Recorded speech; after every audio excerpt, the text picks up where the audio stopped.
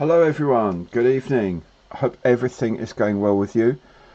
Um, Joe, already, straight away, Joe is in there. What's the drink of the evening? Okay, we're going fairly simple this time. We're going for Hobgoblin Ruby, but the full pint. As you can see, the full 568 millilitres.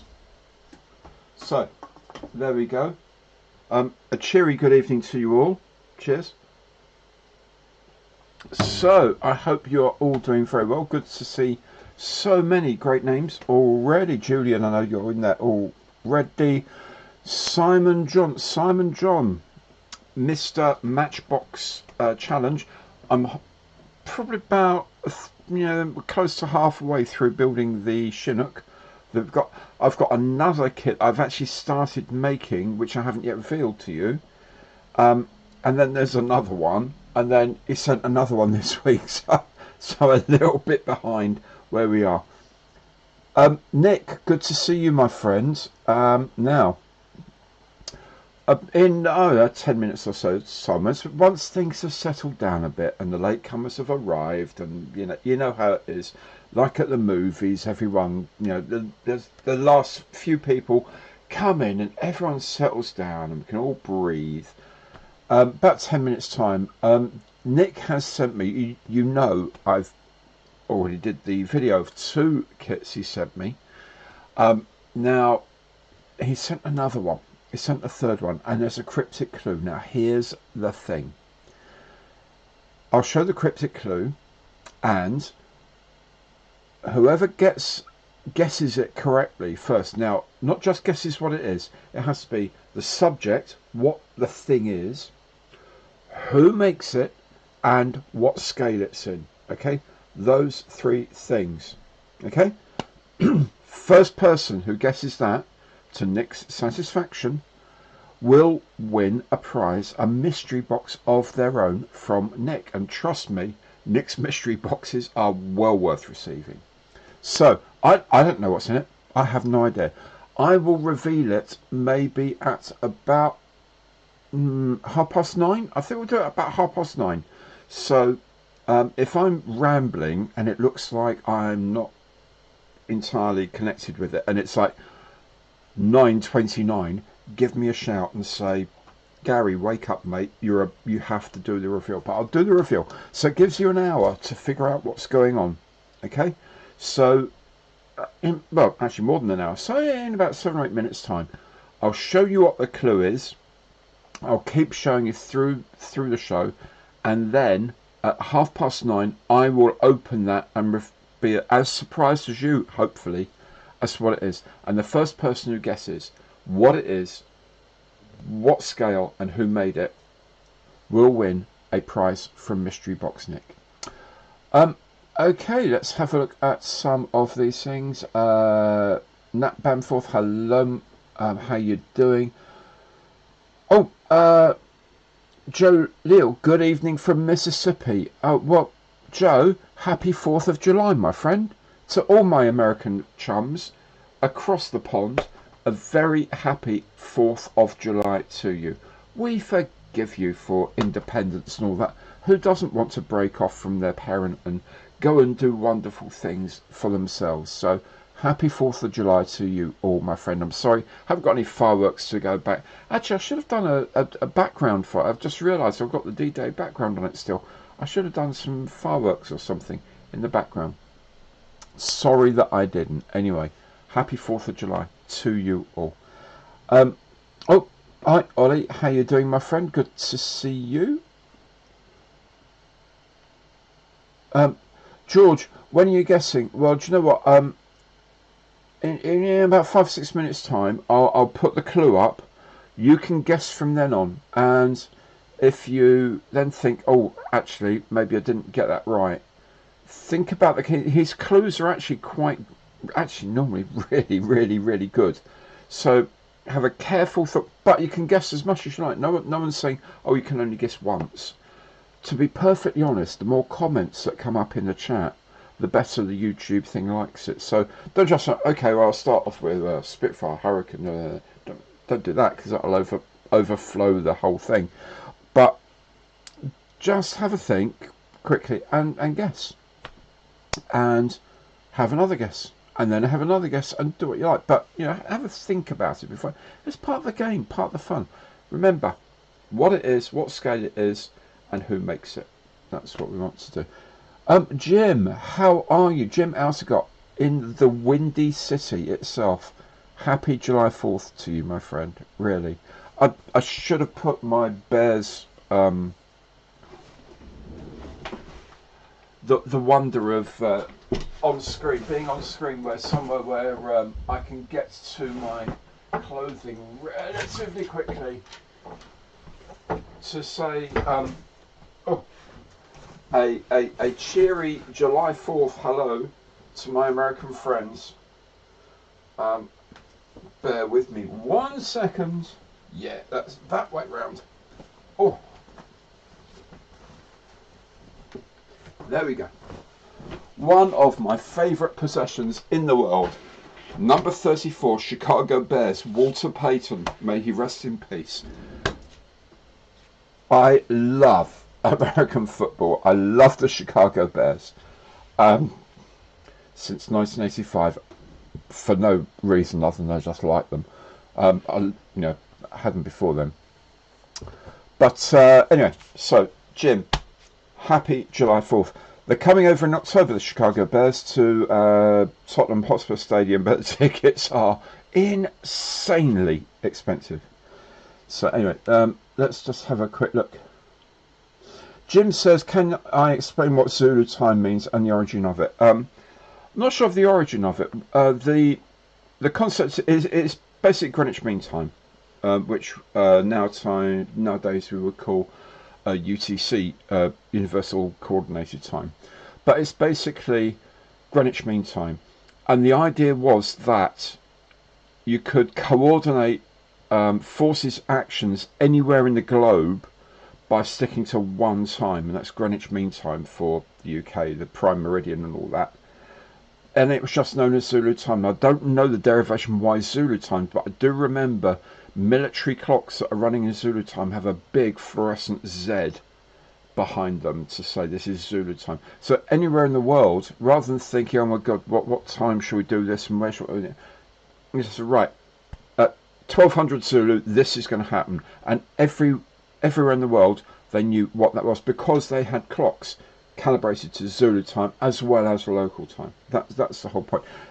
Especially important for the Royal Navy, actually, because of course, you know, it's different when you're on shore and different. But you know, the Navy is, especially in the South Atlantic, it was a lot easier to coordinate everything in one time zone. Not thinking, well, what time zone is it here? Is it summertime? Nonsense. Straight GMT, Zulu time, and that's what it's called. So.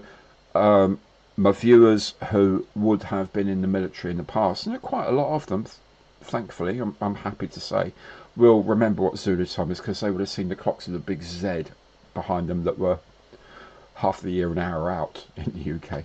Just there we go.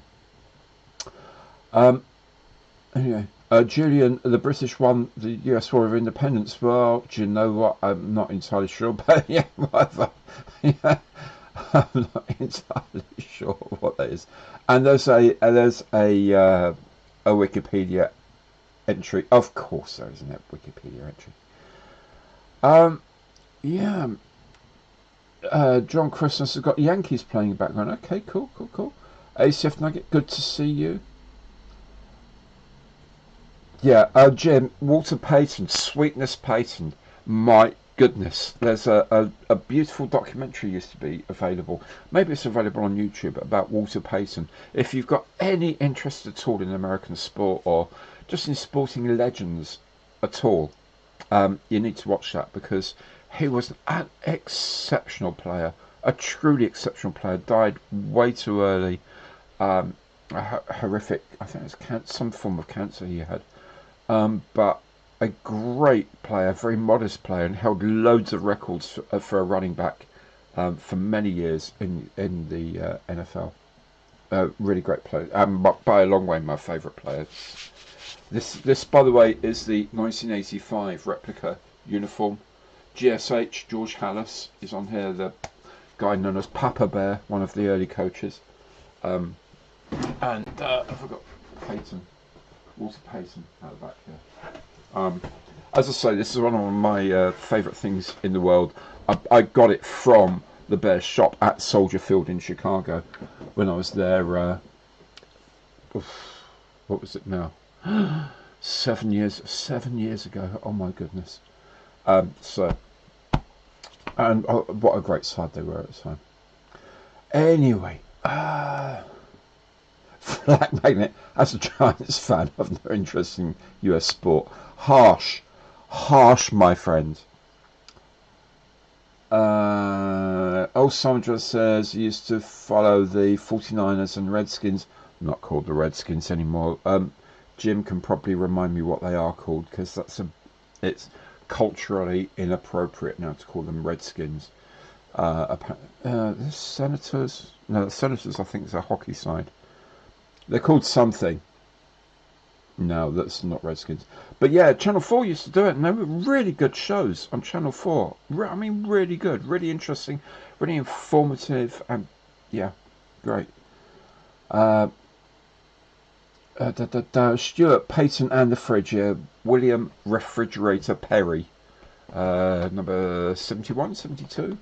Defensive guy, weighed like lots. I mean, 250 pounds or something, but could move really quickly. And they used him on offense as well. But the Fridge, he was such a character. I think that's the thing. Everyone was such a character in those days. Okay. And Jim, you're liking the ICM B26 build. Do you know what? I am too. I'm loving the B26, and I am going to be doing some more of that today. Not today, tomorrow. Tomorrow I'm going to be doing the wings. Today I've got loads of other things to be doing. Paul Corrigan, cough, Chiefs cough. Yes, I know. The Chiefs, Kansas City Chiefs. Were I not a Bears fan at heart, I probably would be a Chiefs fan, because a very, very good friend of ours, sadly no longer with us, lived in Kansas City. And we went to visit him in 2017 when we flew to Chicago, road tripped down to Kansas City, watched the solar eclipse there, and then came back. And at the time I thought, yeah, do you know what? If I weren't such a die-hard Chicago Bears fan, I would have picked up with the Chiefs. And then, of course, they come, I mean, sort of amazing Super Bowl. Mahomes, their quarterback, is astonishing. Yes, it is, by the way, still a modelling channel. BC Radio 5 does live football. Yeah, no, they do. I mean, Sky do. Sky? I don't know if Sky do them. Someone does them that you can get through various means. You can get them. I have watched some. Washington Commanders. Yeah. Not a great name, is it, really? Okay. Ian Ellison. Yeah, William Perry was his name. Do look him up on YouTube. I'm sure you can see the touchdown he scored in the 85 Super Bowl against the Patriots. Yeah, it's like a 2-yard touchdown, but the guy was so big that he could just pile through things. And everyone thinks, you know, big guy, whatever, can't be that fit. The guy was like one of the fastest people on the team to 20 yards. Okay, he's not going to do the 100-yard sprint. He probably couldn't even manage 100 yards at all. But the first like 5-10 yards, he was quick, and 20 yards, he was quick. And he was like doing sort of standing jumps onto things, and he weighed a lot, but he had tons of muscle and tons of skill as well, by the way. All sorts of things. Andy Wilson's made the ICM Soviet Lend-Lease Spitfire.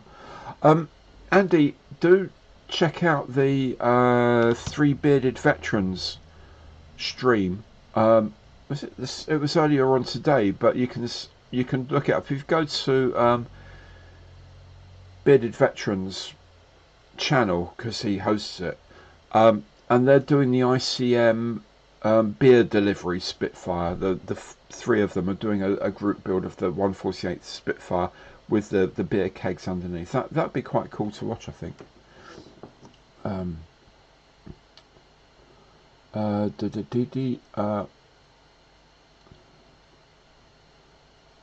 Yes. Oh, yes. By the way, as Simon points out, Airfix are doing double hobby reward points on all online purchases.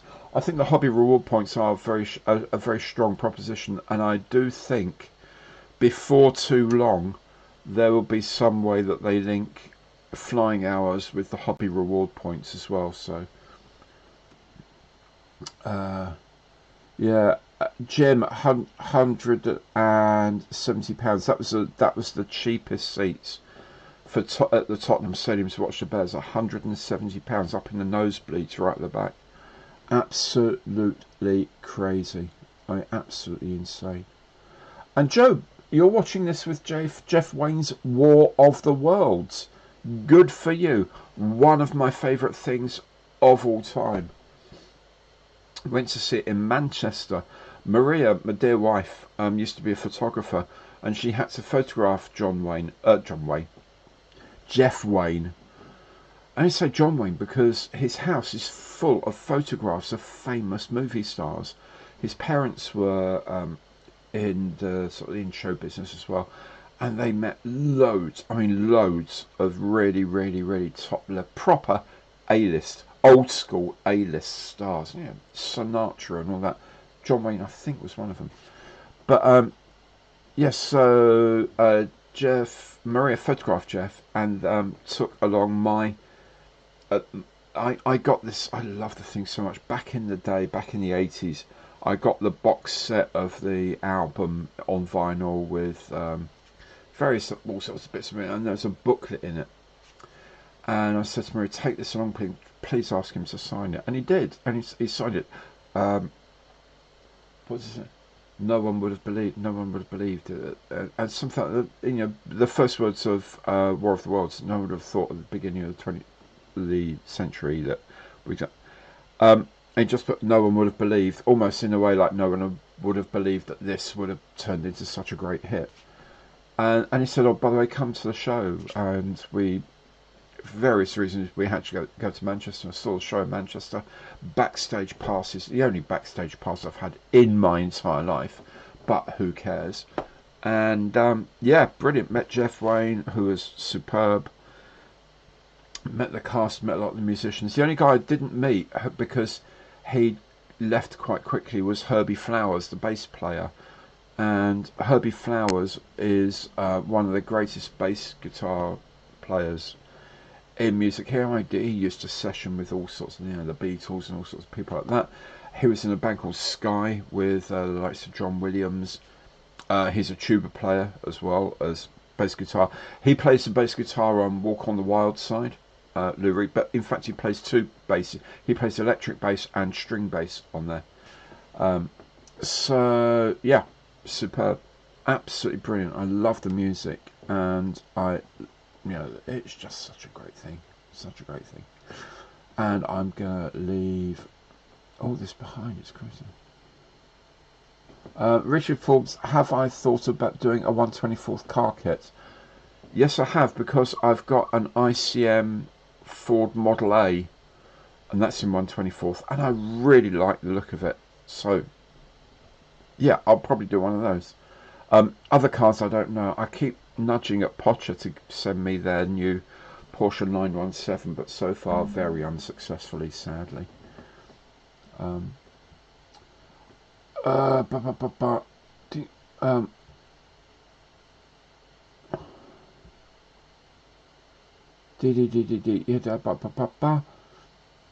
Joe, you gave it away on vinyl, dude.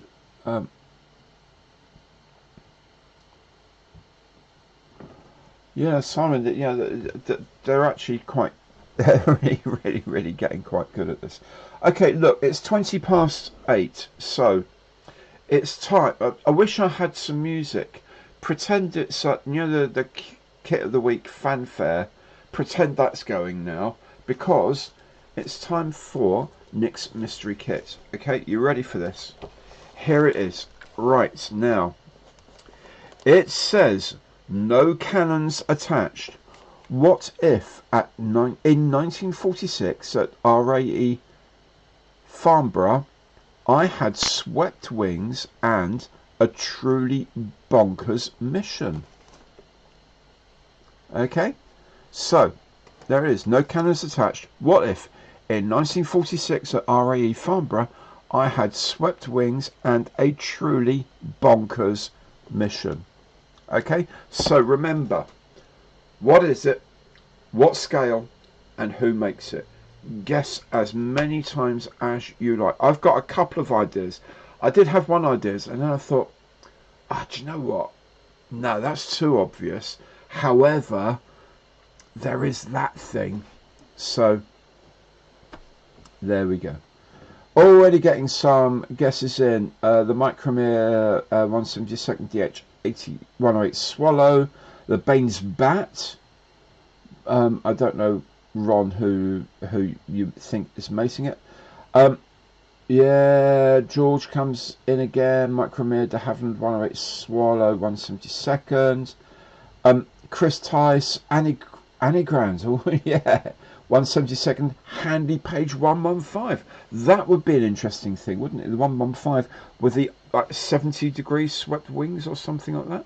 Very interesting thing. Julian, not a Scooby. Yeah, sorry about that. Ollie, not a flipping clue, mate. But give it a bit of thought. Give it a bit of thought and see what you think. Oh, Steve T. Gary, did you find the inner upper wings hard to fit on the Sea Fury? Had a bad time. Inner upper wings. No, Steve, I didn't. The only major problem I had on that whole kit, it's the Airfix 148th Sea Fury, by the way. So if you've had problems with it, leave a comment as well. No, I didn't. The only problem I had was getting the engine covers to fit, because they didn't. So I had to put in a filler, actually put a strip of plastic in to get the cowlings to fit. Other than that, pretty much everything went really well. But also what happened was I got some short shots on the guns. The cannon things were short shot, so I had to have those replaced. So I think it's the problem. One of the problems Airfix has is, to my perspective, and if Dale or any of the Airfix guys are watching, and I know they do from time to time, I do apologise for this in advance, but I have to say the production quality control is not as good as it should be. The design is absolutely outstanding. The toolings are beautiful, but there's an awful lot of short shots and buckling and things like that that I hear about all the time in the kits, and I don't know how great that is, and I assume you're going to do something about it, because that is the weak link at the moment in the Airfix kingdom. The Airfix empire is the actual production, not, by the way, the stuff that's made in New Haven, because that is just exceptional, but your routine stuff made by whoever it is in India that makes it, really need to up your game on that, I'm afraid, guys. Really, that's just what I hear and what I have seen. So for the 148th Sea Fury, no, I didn't get any problems with that. I don't know if that's a slight buckling of the thing. I don't know, but no, I didn't. But best of luck with sorting it out. Let's see. Right, let's go some more guesses. The New York What If bomber. It's a little too small for that, unless it's in 144th. Phil, I was Batwing. George, thank you. Phil, I wasn't even born in 1946. Neither was I. Thank you very much. No, it wasn't. It was another 14 years before I was born, and that's no excuse. I was born after Spitfires were built and all that, so yeah, no excuses there. It's probably got wings, so I'm totally clueless. I suspect it might have wings, as it's at the Royal Aircraft Establishment at Farnborough. but you never know. You never know. Joe, has anyone ordered the new FX Shannon lifeboat? You got one. They got them on order from the RNLI. Excellent. Joe again. Micromere DH108 172nd. Good evening, Ivan. How you doing? Stephen, good to see you too. GB Models, how are you? Good to see you. George again. 148th Sea Vixen. It's in the box about 8 times the size of, 8 times the volume of this. Lippish P13A. No, I've already done the Lippish P13A. You wouldn't have sent me another one. And again, I think the box is too small. But thank you for your guess. Flak Magnet Thunderbird 1 in 172nd. My goodness, I wish it were Thunderbird 1. I've actually, I must start the Fire Flash at some point. I've got like 5 kits on the go at the moment, and I keep thinking, it's the old thing. You're doing something. I'll let that dry. Oh, shiny thing. I'll start like. Really have to be disciplined when it's your job. Let's have the. Nick Johnson says no one's even near yet. Oh, that's interesting. Gloucester Pioneer says the Flying Dutchman. No. Oh, Jacob, terrible. You see, this is the thing. It is really, really, really awful. Model Officer James, how are you, my friend? Really good to see that you're on the stream, mate. Really good to see you. Hope you're doing well. Hope you're keeping well. Hope you can stay awake long enough. I know you've been through a lot and you're really tired, so yeah, it's okay. If you have a nap and then come back again, that's cool. That's cool, my friend.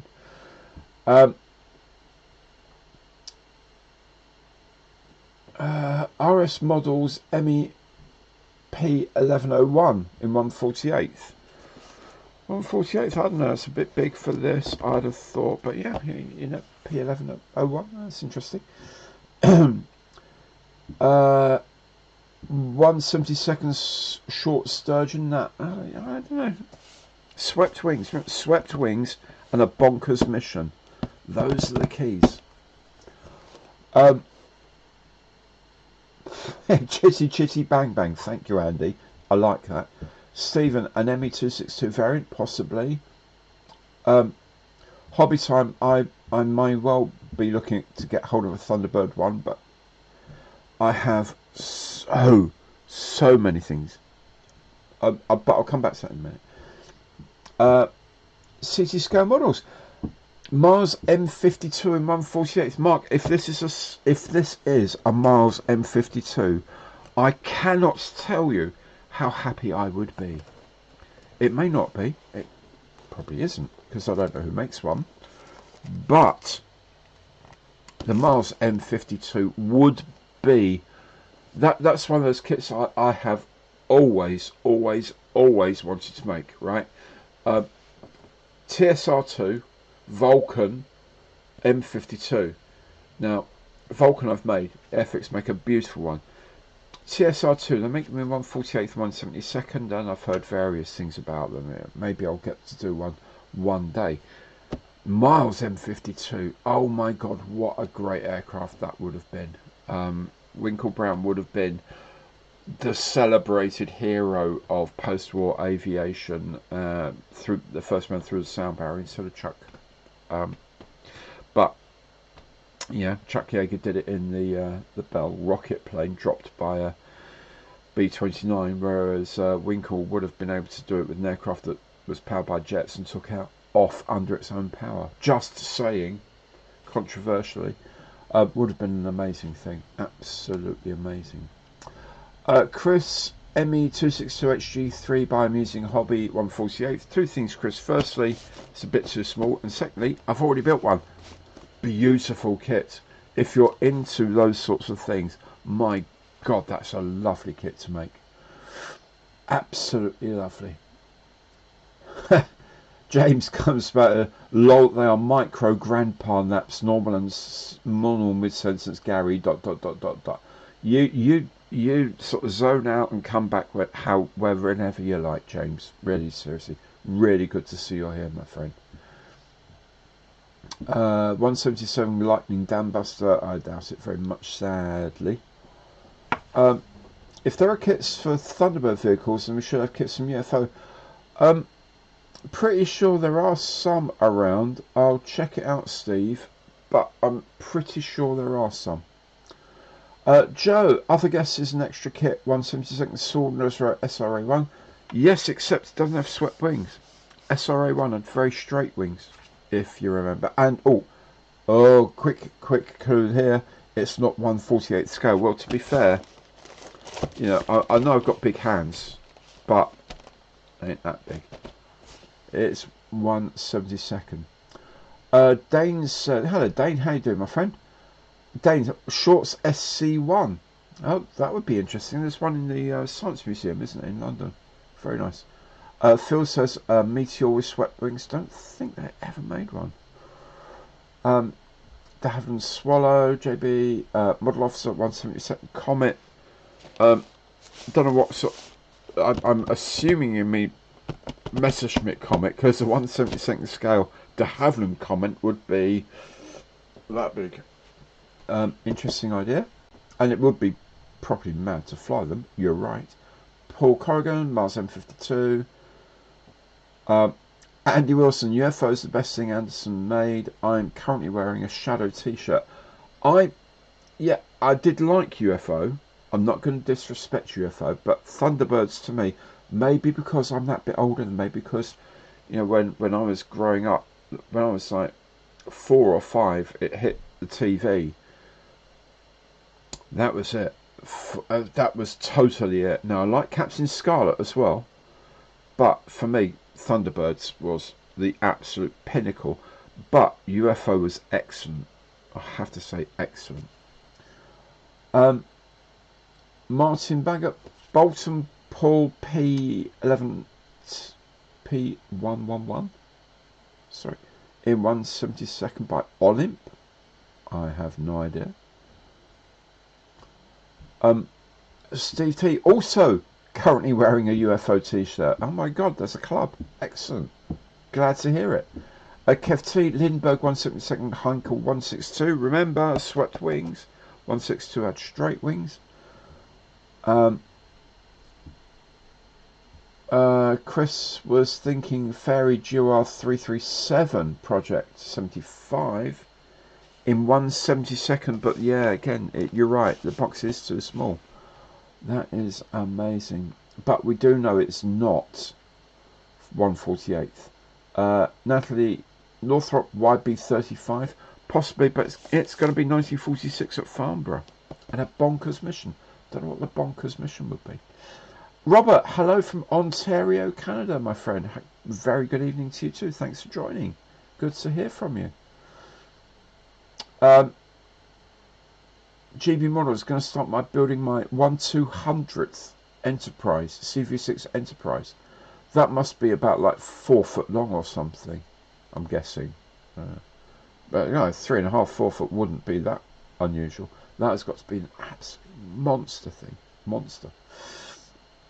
Joe Olmo AZ Model, 1/72nd Saunders Row SR53 Rocketeer, the T1 Rocketeer. Well, that's a possibility. It had, yeah, kind of swept wings. It had kind of like clipped delta wings. I've built one. The old some time ago, but did build one. That would be bonkers, of course. Let's see what's going on here. Horton HOX11 in 127, Richard Forbes. That's an interesting idea. I like the Hortons. I'm hoping to get the first Horton box review tomorrow, and maybe the second one on Sunday from Kit of the Week this week, because the kits are, especially that that new Model Collect one, is beautiful. I cannot wait to get them. And you know me and What If kits, I love them, and I can do some bonkers camouflage. By the way, I just ordered the set of the new AK acrylic pens. So one of the possibilities is you can do, you know, there's I think on the Heinkel 219 they had that really sort of weird sort of squiggly camouflage. You can do things like that. And one of the schemes for the Horton 18A has a sort of squiggly camouflage on top of the RLM colours. So it would be interesting to see how that works on that. Yeah. George Ritchie's Gannett scale models M52 172nd. Again, I really hope so. Chris, Meteor with a prone position. I think it's a bit too small for the F8 prone Meteor. Doesn't have swept wings. Was bonkers. And I think it was a little bit later, the design of the F8, which of course my father flew in one time. He flew as human ballast at the front end of the Pro Meteor. My late father, bless him. Round 2 apparently, yes, could be doing all sorts of things, as I seem to remember.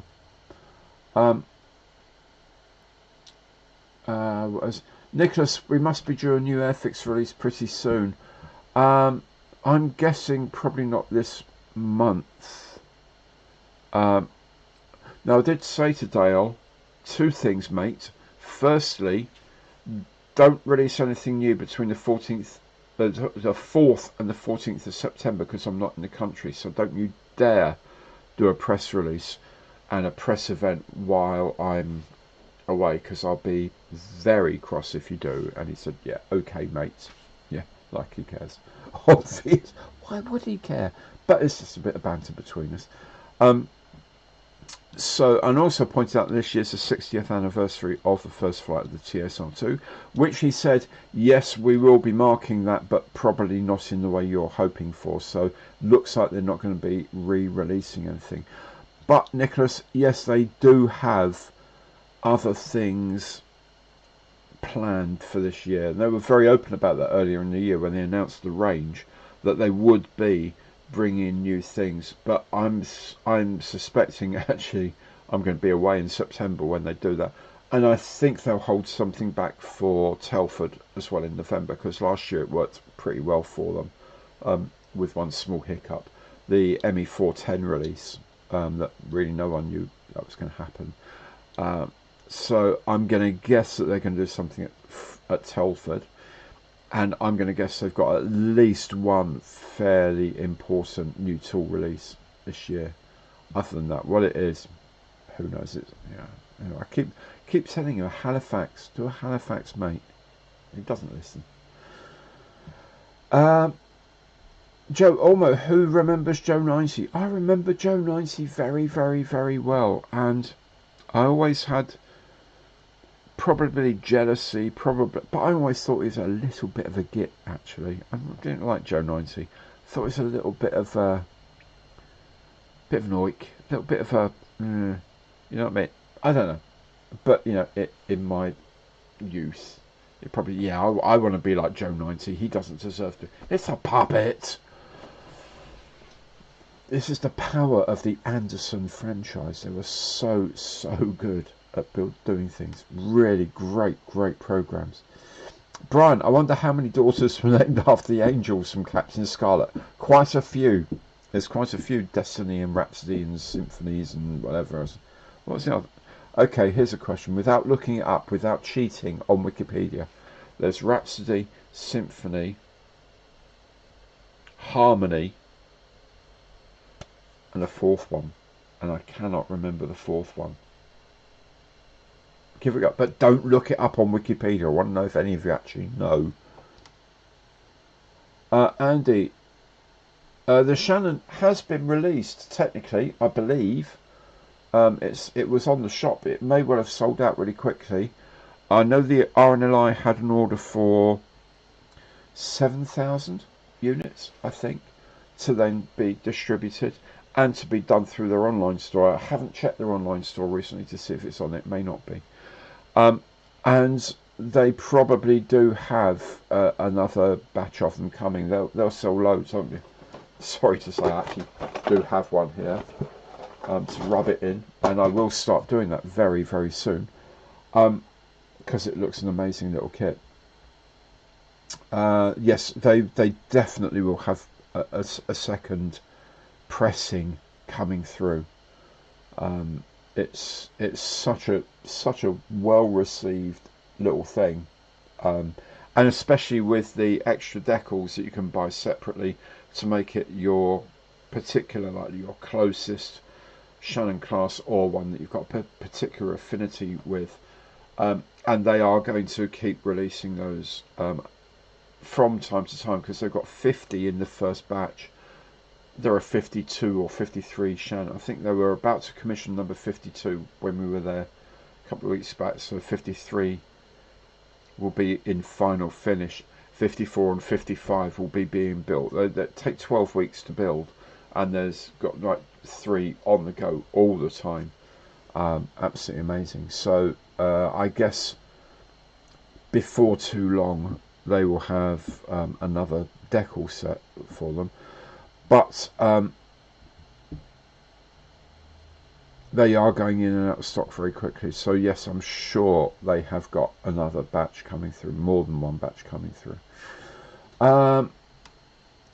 Kevin, good evening from Nova Scotia. Good evening to you, Kevin. How are you doing, mate?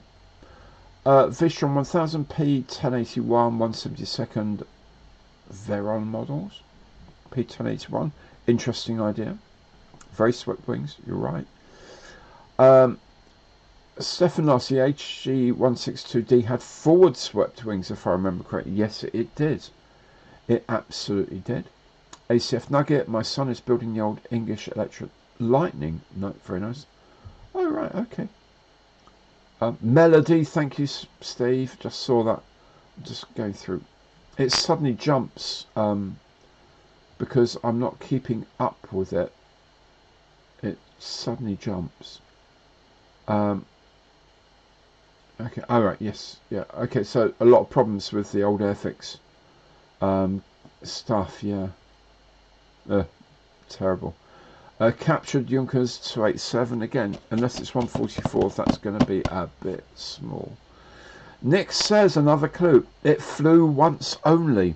So 1946 RAE Farnborough swept wings, truly bonkers mission, not 148th, and it flew once only. I'm really not sure. George Clear Prop 172nd Gloucester E2839. It's flew more than once, as I remember.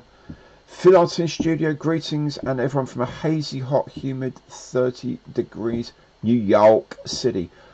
Phil, happy July 4th. I hope you're enjoying it. No, humidity in New York.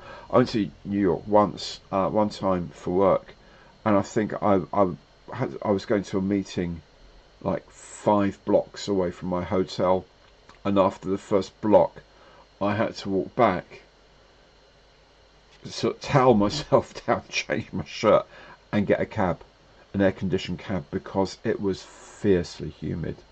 But lovely city, absolutely lovely city. I kind of eventually got to the idea that people weren't being rude; they just don't have time. So, you go into a bagel shop and you think, I'm always like, good afternoon, sir. What can I do for you? It's like, yeah, what do you want? Well, I want to buy a bagel, dude. It's bagel shop. Yeah, come on, buddy, come on. But it's because I haven't got time. Because by the time I've walked in, I've got 5 people behind me in the queue. You know what I mean? It's understandable. Once you get through that, you understand they're lovely people, but they just are really busy. I actually stood on top of the Twin Towers the first time. Well, the one and only time I went there. Stood on top of one of the Twin Tower buildings. The next time I went there, I was passing through there, and it was like a month after 9/11, and there was still smoke rising from the ruins. Unbelievable, unbelievable. But New York City, what a lovely place. Welcome, my friend, and happy July 4th.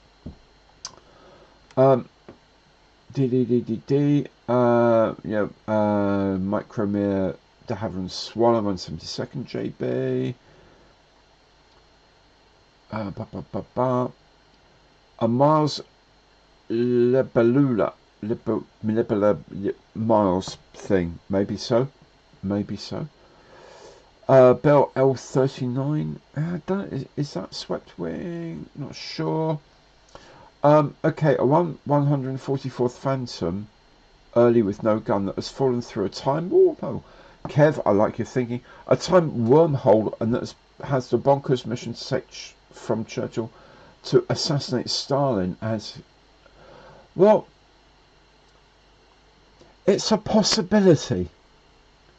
I don't think that's what's in the kit, but thank you very much for your thoughts.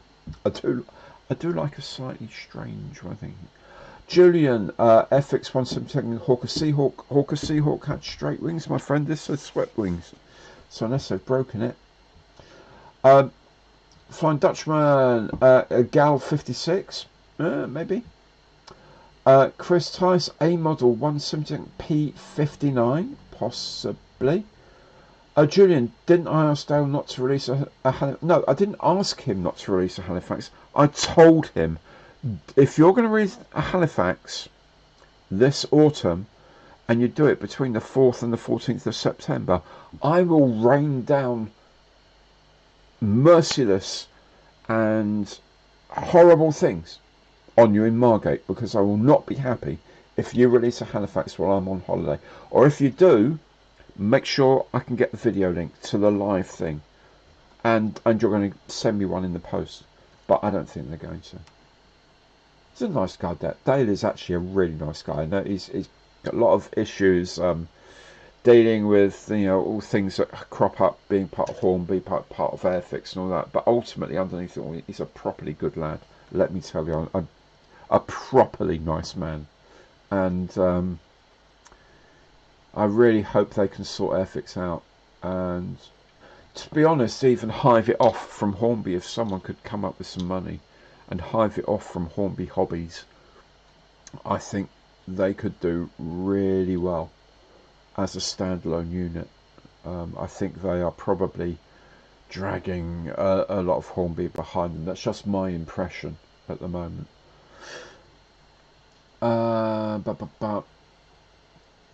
A new tornado to complement the Phantom and Buccaneer. Steve T, the theme tune was the best thing about Joe Knights. I remember. It's in my head now. Yes, Secret Service. I remember that, Andy. Do remember that. Simon John, your era, Thunderbirds, Joe 90, Stingray, and Captain Stingray. Of course, that's having that had a bit of a run on Talking Pictures TV. They've got Captain Scarlet at the moment, and Batman, for the original one with Adam West and Burt Ward. Fun though, it's fun. Harmony, Melody, that sounds right. Stuart Melody, thank you so much. Chef Ivan, ICM will still blow them all out as far as new kits coming out. Yeah, I mean the scheduling of, like, have ICM saying they have to have like 60 to 70 new kits a year is phenomenal, and not all new toolings, obviously. Some are like the Beaufort with bombs instead of a torpedo, or that sort of thing, or a Junkers 88, the one with the big gun, the P whatever. Is it? Can you see it? Yeah, that one that I haven't made yet. Instead of one of the other Junkers. So they do a lot of boxings of stuff. They're new kits, but there's only small differences. They're new kits, but they're a combination. So the B26 kit that's coming on its way now is a B26 with their existing air crew and ground crew box all in one, which would be fine. But then they are doing new toolings as well. I just got an email today from them, Tatiana, I do beg her pardon, from ICM, saying this is what we've got. So the July new releases are the Leopard 2A6 in Ukrainian colours with a set of figures as well, tanker figures.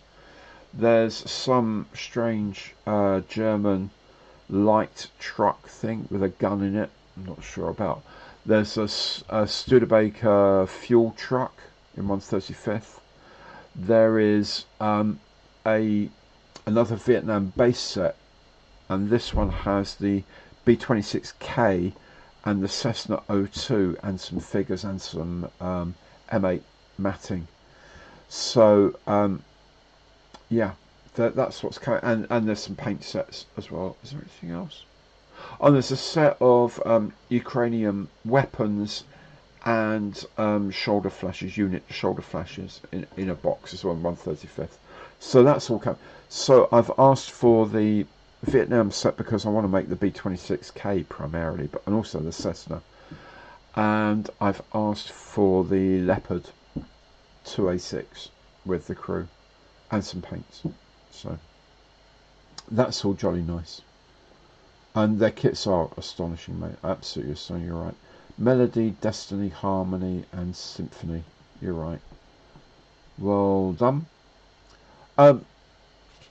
Dane, 176 Dornier 335A. Again, it's small and I think got swept wings. Swept wings. That could be the thing. Richard, you thought there were only 300? No, there were 4.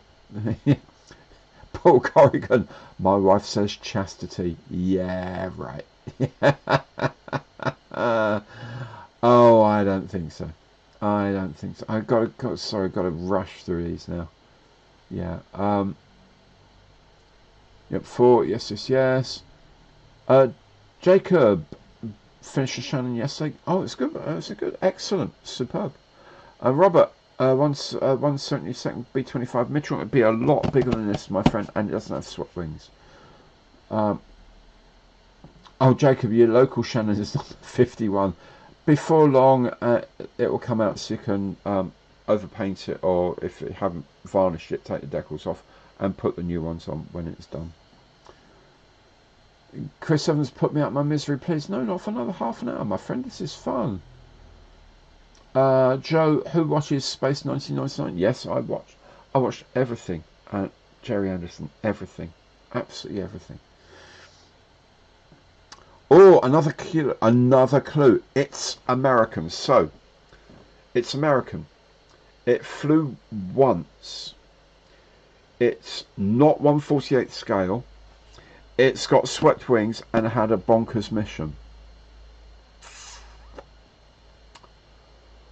Oh, that's, oh my goodness. I still don't know. Still don't know, my friend.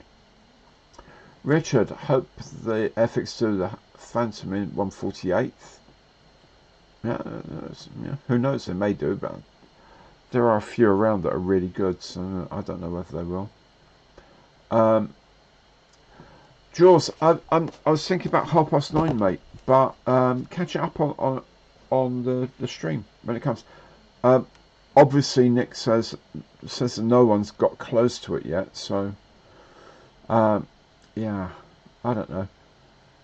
Nat, have I thought about doing a Space 1999? I haven't thought about it, but who knows, one day will. Do you know, it's, you know, that sort of spacey stuff. I should really look at doing that, because, you know, you can learn a lot from doing everything. So, you know, there's a lot of sharing of skills and learning of skills from one type of modelling to another, and science fiction very much is something you can learn from. Chris, a model pistol Brabham 177. I think the undercarriage could fit in here, not the rest of the kit, my friend, and it didn't have swept wings anyway. Richard, hope Airfix do Jimmy Stewart's Liberator. They are almost certainly bound to do the right model of Liberator, because the nose of the current kit is separate, so it would be really easy for them to keep most of the rest of it the same and just change the nose, and they'll have 3 or 4 variants easily just by doing that. And you know, the tail turrets or mid-upper turrets, you know, little tweaks, but the majority of the changes are going to be at the front end of the nose, and that's an entirely separate piece. Very easy, very easy for them to change it to many different models.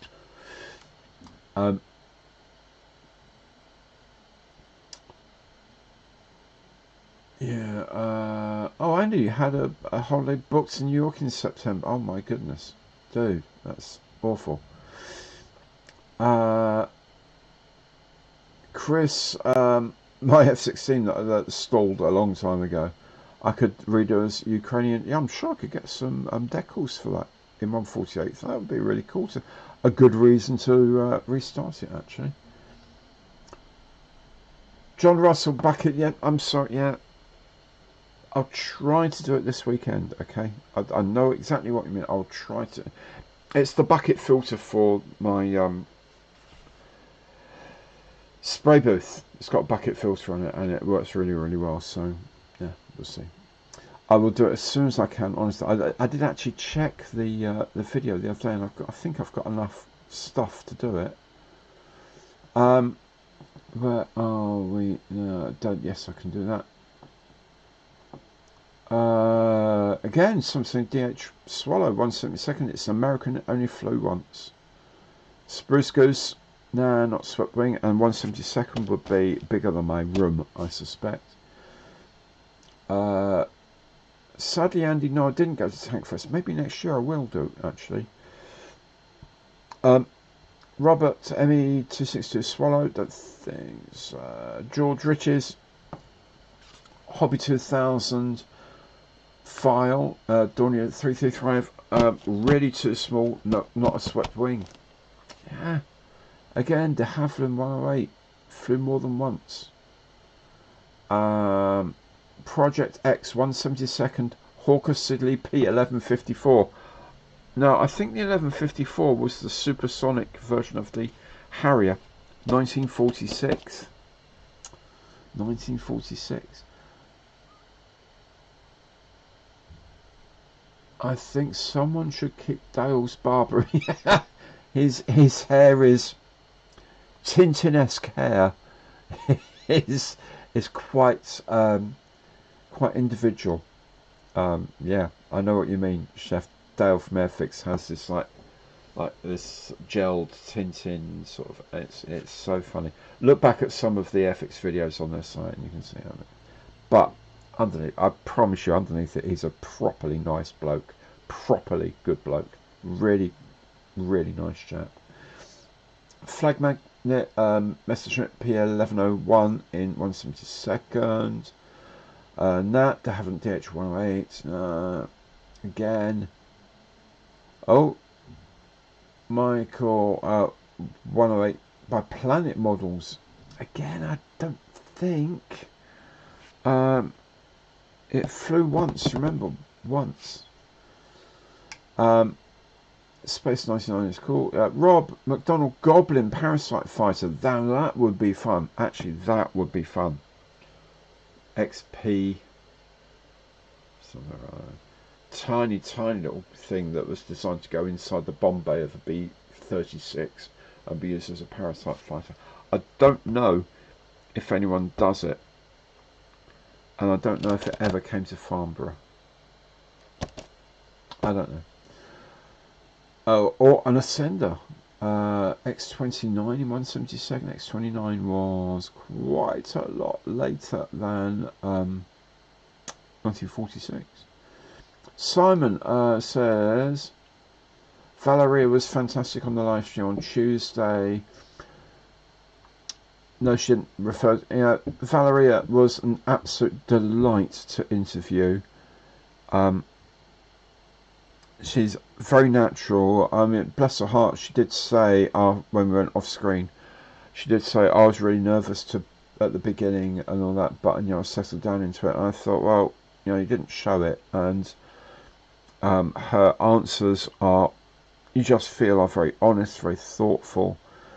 They're very open and very I don't know how to say it. You just get a feeling, if you talk to Valerie or anyone at ICM, that you're getting what the truth is. Now, they may not tell you absolutely everything, but what they tell you is absolutely true. They've got a lot of, you feel that they have a lot of integrity. You feel they have a lot of passion behind what they do. It's a family business.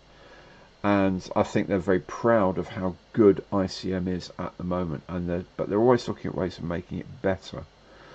But then, if I've asked them a question, they've never shied away and said, "I'm sorry, Gary, we can't talk about that." They've given me an answer. It may not be the entire answer, but they've given me a good enough answer that I have a feel for the situation. They're absolutely brilliant, and Valeria is an absolute delight to talk with, because she's very open with a question. You ask her a question, she answers it. She doesn't go into like politicians going to this. Oh, no. My PR person tells me I've got to say this. You ask her a question, she answers it, which has got her into trouble in the past by revealing some of the releases before she was allowed to, and she says she was warned before doing my interview, no more releases. Like, don't let anyone know any more things. You've already done enough. Thank you very much. But yeah, great fun to talk to, and hopefully she'll be over in the UK in November for Telford. So you may well see her wandering around. If you do, say hi and tell her how much you like ICM kits, and she'd be absolutely delighted, I am sure. Bell X Jobbies, yes, you're right. There's a load of those. Curtis Wright XP55 Ascender, Northrop X4 Bantam by NPM. Again, was that in the UK in 1946?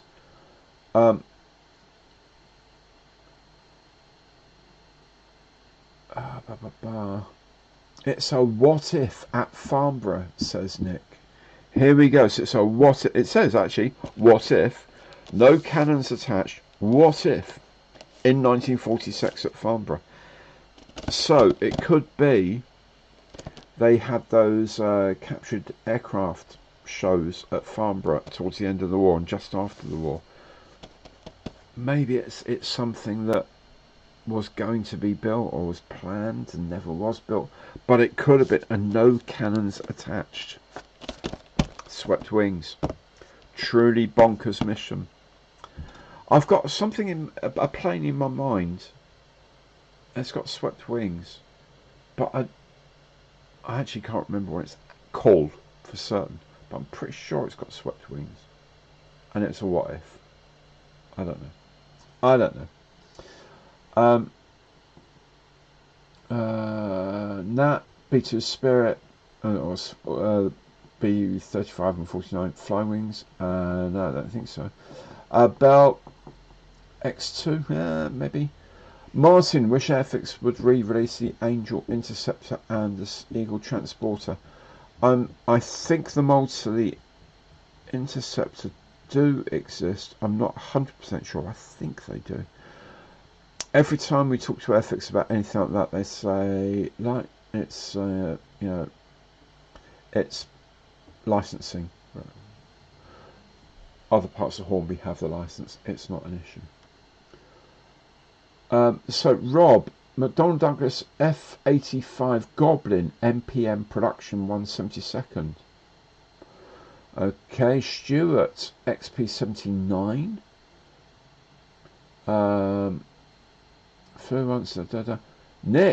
Nick says we have a winner and I can reveal it. Oh, that's exciting. Okay. That's very exciting. Oh, we have a winner. He didn't tell me which one. So, let's open it up. Just past 9 o'clock. And we already have a winner. I'm very, very pleased by that. Do a little bit of surgery at the back here, so we don't go too deep. First incision, as they say. Oh, bit of orange there. There we go.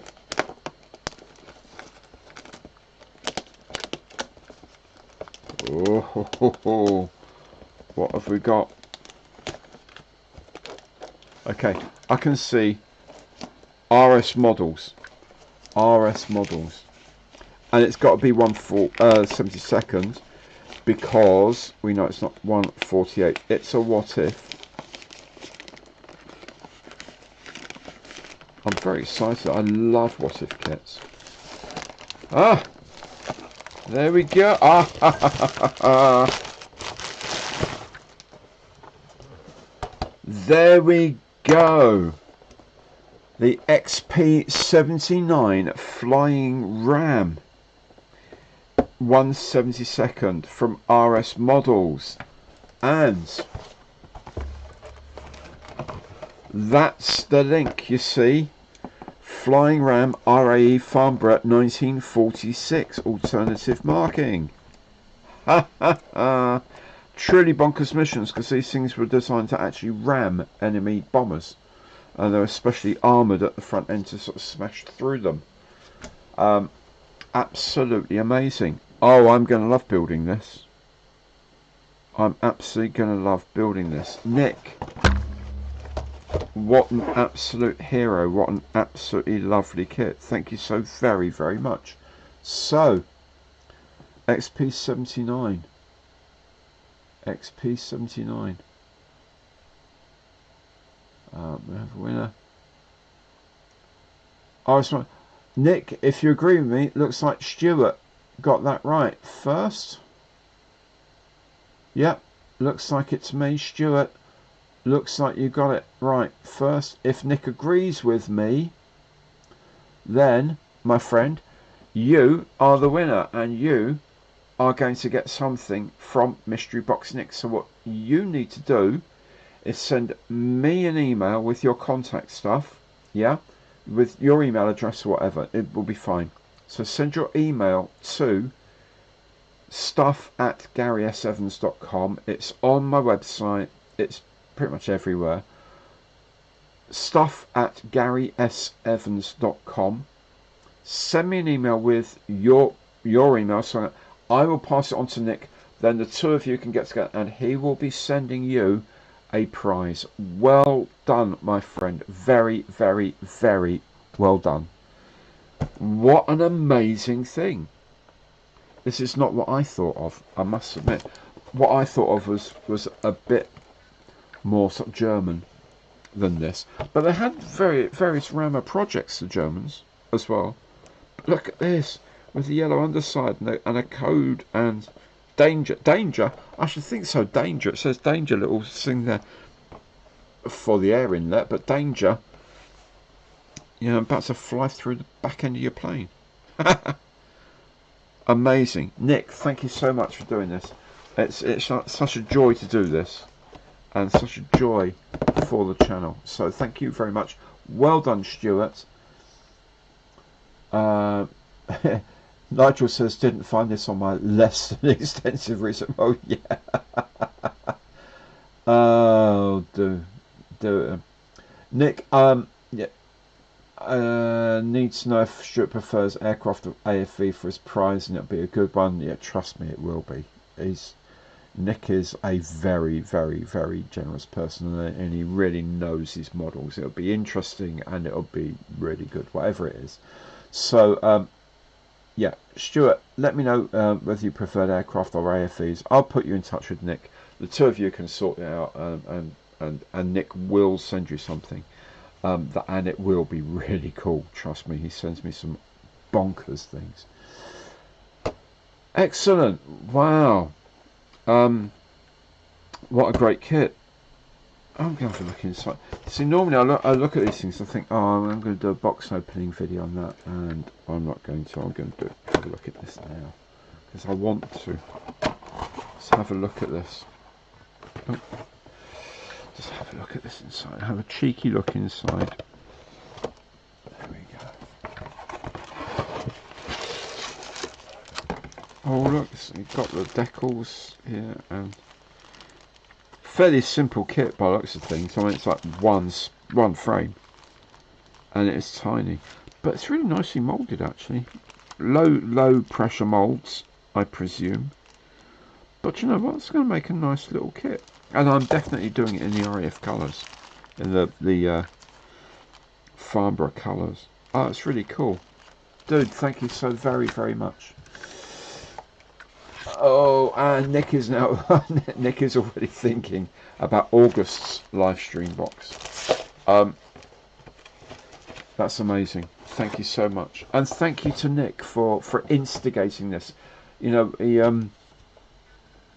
he sends me his mystery boxes, which are fantastic, and I know a lot of you like watching the videos. I love watching the videos, because that's when I actually find out what the kit is when I do it on the channel. When I'm filming it, obviously, because I don't normally do them live. But he comes up with some amazing stuff, absolutely amazing, strange and interesting kits. But yeah, now he's sort of already saying, oh, I'll do one next month. It's doing one a month is just phenomenal, Nick, and it's really generous of you, mate. And yeah, everyone likes it, so thank you very, very much. It's it's getting quite worn out. I need a pint.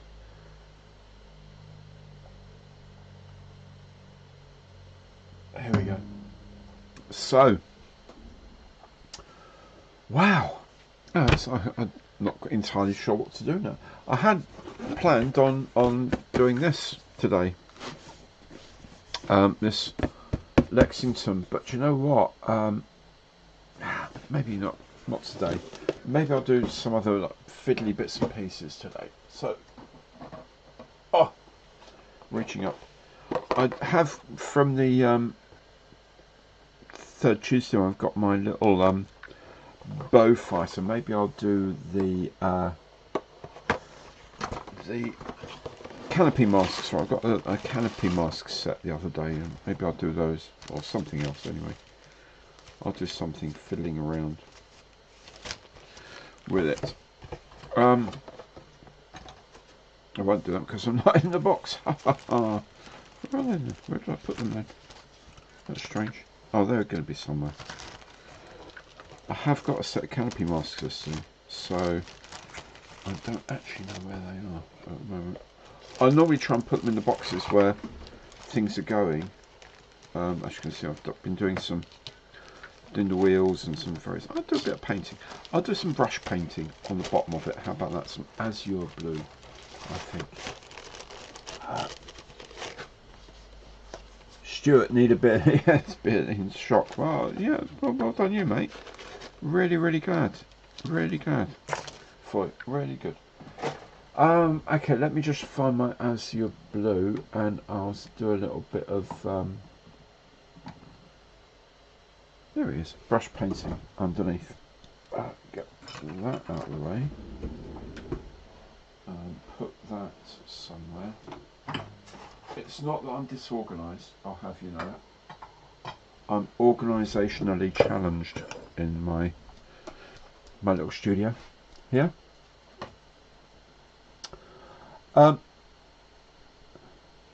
Let's see. Cambo, Chicago area. Oh, just like Jim. Oh, got Gexon digging the Peyton Jack. Shows it. Yay, Walter Payton. What a hero. What a hero. Chris, do I still have group builds planned? I actually don't. Well,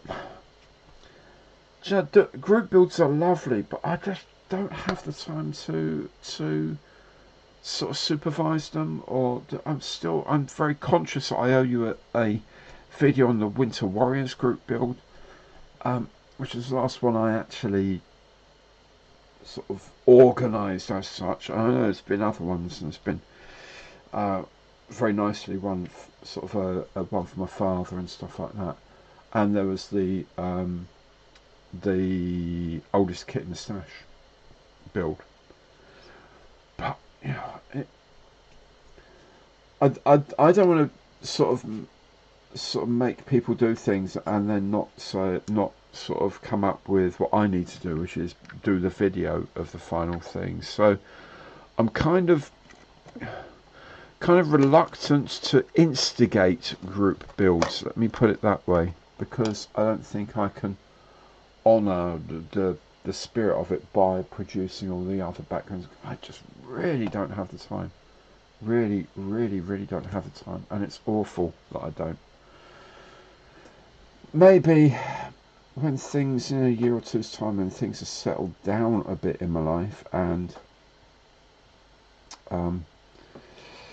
things are a little bit more stable and easygoing, and I can be a little bit more stable and easygoing, then yeah, I'll do more group builds, buddy builds online and stuff like that. But for the moment, I'm afraid I'm not really planning any group builds. However, if people want to do group builds and use the Gary's Friend Stuff site as a host for it, then absolutely grand. I'm very, very happy to help out with that, provide the space, as it were, for the group build to exist. This is going to take a couple of coats, I suspect. This is the Atom paint, new AK Atom paint, and they say you can brush paint it, and I'm sure you can if you're good at brush painting, which I'm not, but I don't really want to get the airbrush out for this. I just want to do my little bow fighter.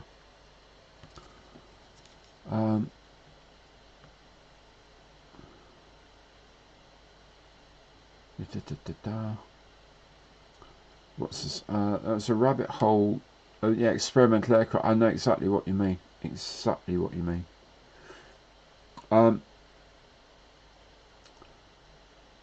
Nat asks how many are going to Telford this year. Well, I will be at Telford this year. Absolutely, I will be at Telford this year. So bumped into Nat last year at Telford, which was brilliant, and lots of others of you. Again, you know, it's a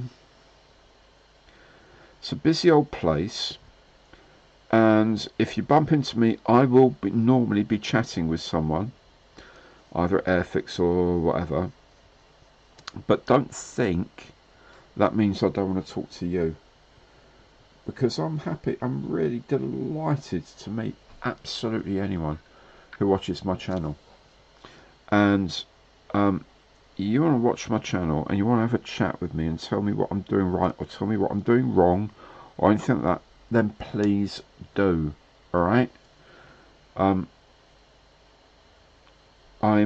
kind of tempted. See, my problem is here with this is that I view myself as just another bloke doing YouTube channels, okay?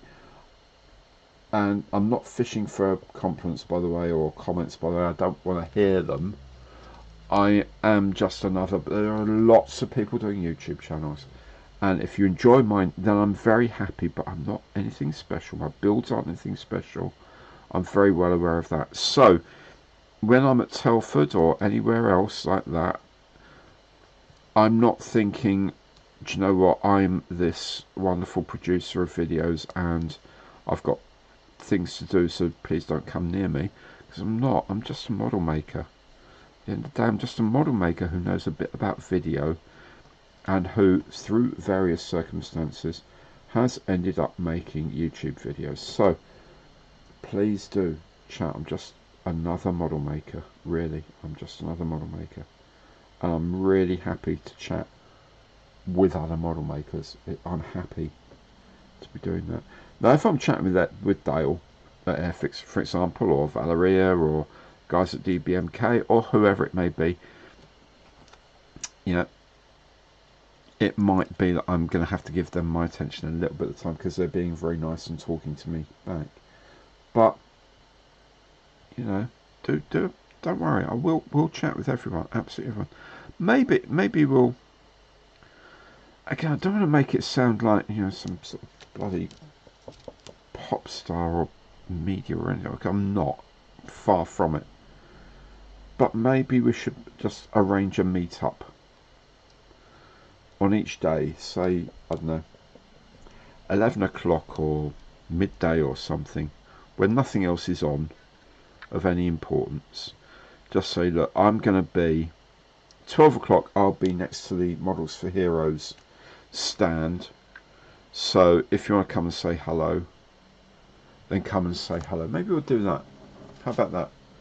But let's think, that's the sort of thing I'm thinking of. We'll just have a meet and a chat and a gossip, and let me know who you are. Remember to always let me know who you are. Anytime you see me, and you think, oh, I'll go and have a chat with Gary, which is a good thing, do remember, you know what I look like. I know what very, very few of you look like. So always, always say, hi, my name is. And that would be brilliant. Then I'll know who you are, you see. But it's a delight. I've done it a few times. Telford a couple of times. It's an absolute delight to meet people. I love it. I absolutely love it.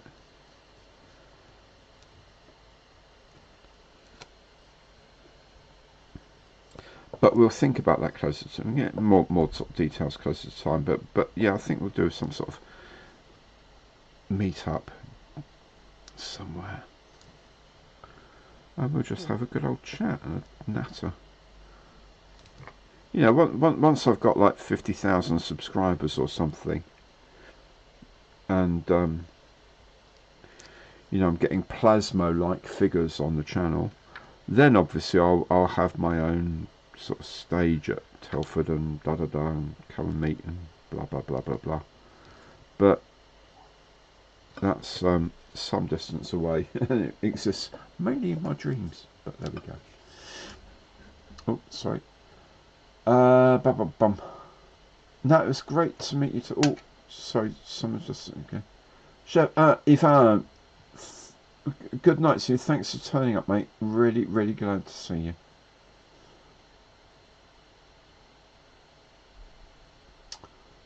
Bum, bum, bum. Just need to go back again because.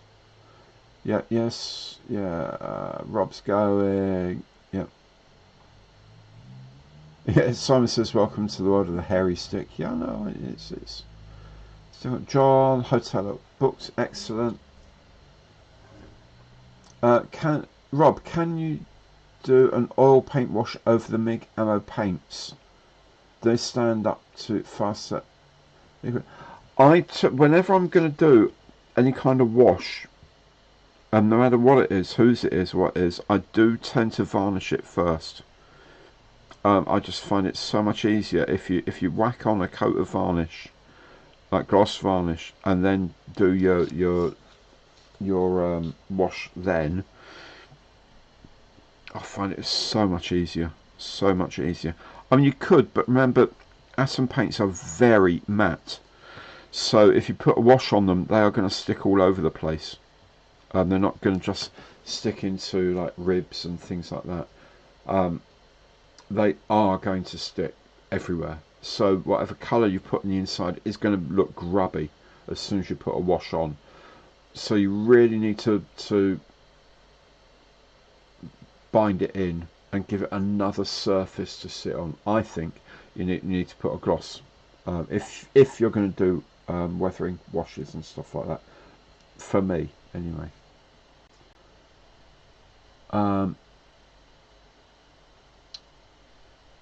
Dane just ordered the Meng F18F in 148. 20 quid. That is a bargain, mate.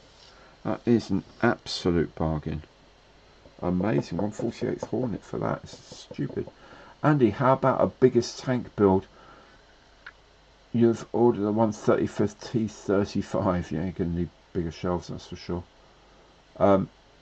Yeah, I mean, there's these companies that do, like, basically, you could probably ride in them if you.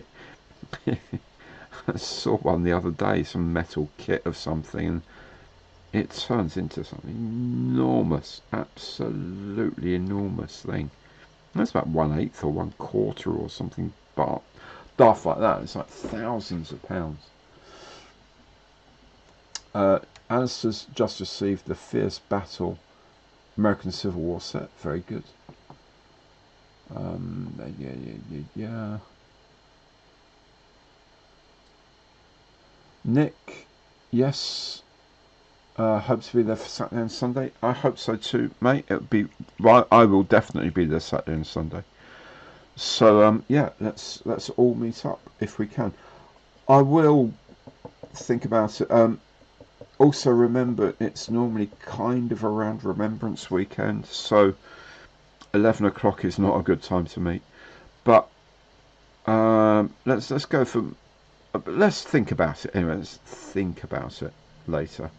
But yes, we'll have an organised meet-up, and I think somewhere near the Models for Heroes stand would be the best place to do it, because I will be hanging around there quite a lot anyway. I have to say, Atom paints, if you give them a little bit of water, go on so nicely on these. I haven't primed this either. This is a really nice finish. Very impressed.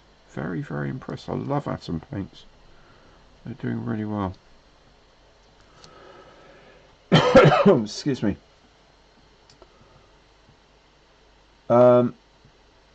Andy, anyone going to see Els? I really wish I could go to the Eastbourne show, Andy. Really wish I could. I just can't. I'm so conflicted by this because I really, really, really want to go, and I really, really, really don't have the time and the spare capacity to go. I mean, the guys at Model Works will be down there, and I haven't seen them for ages. I really want to go see them and have a chat with them about things. It's a nightmare, absolute nightmare. So sadly, no, I think that's probably a no from me, but I don't know who else. Maybe if you're going down, do let me know what it's like, because it looks cool. It looks really good. Model Show South. Oh dear. Dane, if I'm there, I'll say hello, Gary. Maybe some surprises. Yeah. You're walking along, and suddenly this bloke says, "Hi, Gary," and then gives you a 48 scale FW1 190. Thanks. Amazing. Nigel says, Telford, hi Gary, I'm the fat bloke with hair. Doesn't narrow it down, mate. So am I. Just saying. Please, just come up, say hi, but say, hi Gary, I'm da da da da da. Whatever your name is. Don't say, hi Gary, I'm da da da da, because I'll think you have some sort of issues. But no, just say, hi Gary, my name is, and give me your name, and then I'll know who you are, because I just don't know any of you look like, remember, well, most of you not. Dane, you're off. Thank you so much. Thank you for all the stuff you sent recently. Dane has been sending a lot of stuff recently. Thank you very much, my friend. Really enjoyed that. The Horton looks amazing.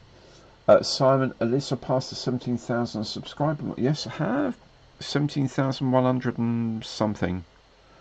So we're getting there. We're getting there slowly. We're slowly getting there. I don't know where there is, but somewhere. Mark, what am I building? This is a 1/144th scale bow fighter that I have done before on the third Tuesday show, because we spent so much time doing the Nick's mystery box today. I didn't really think I was going to make any progress at all on my egg kit that I would normally be making on this show, so I thought I'd give this a run and give it a bit of a paint while I'm here. Ollie, hope to see you on the golf course again. Yeah, I really enjoyed our game, mate. It was really, really good fun. It's really excellent fun to be out playing golf again. I haven't played for such a long time properly.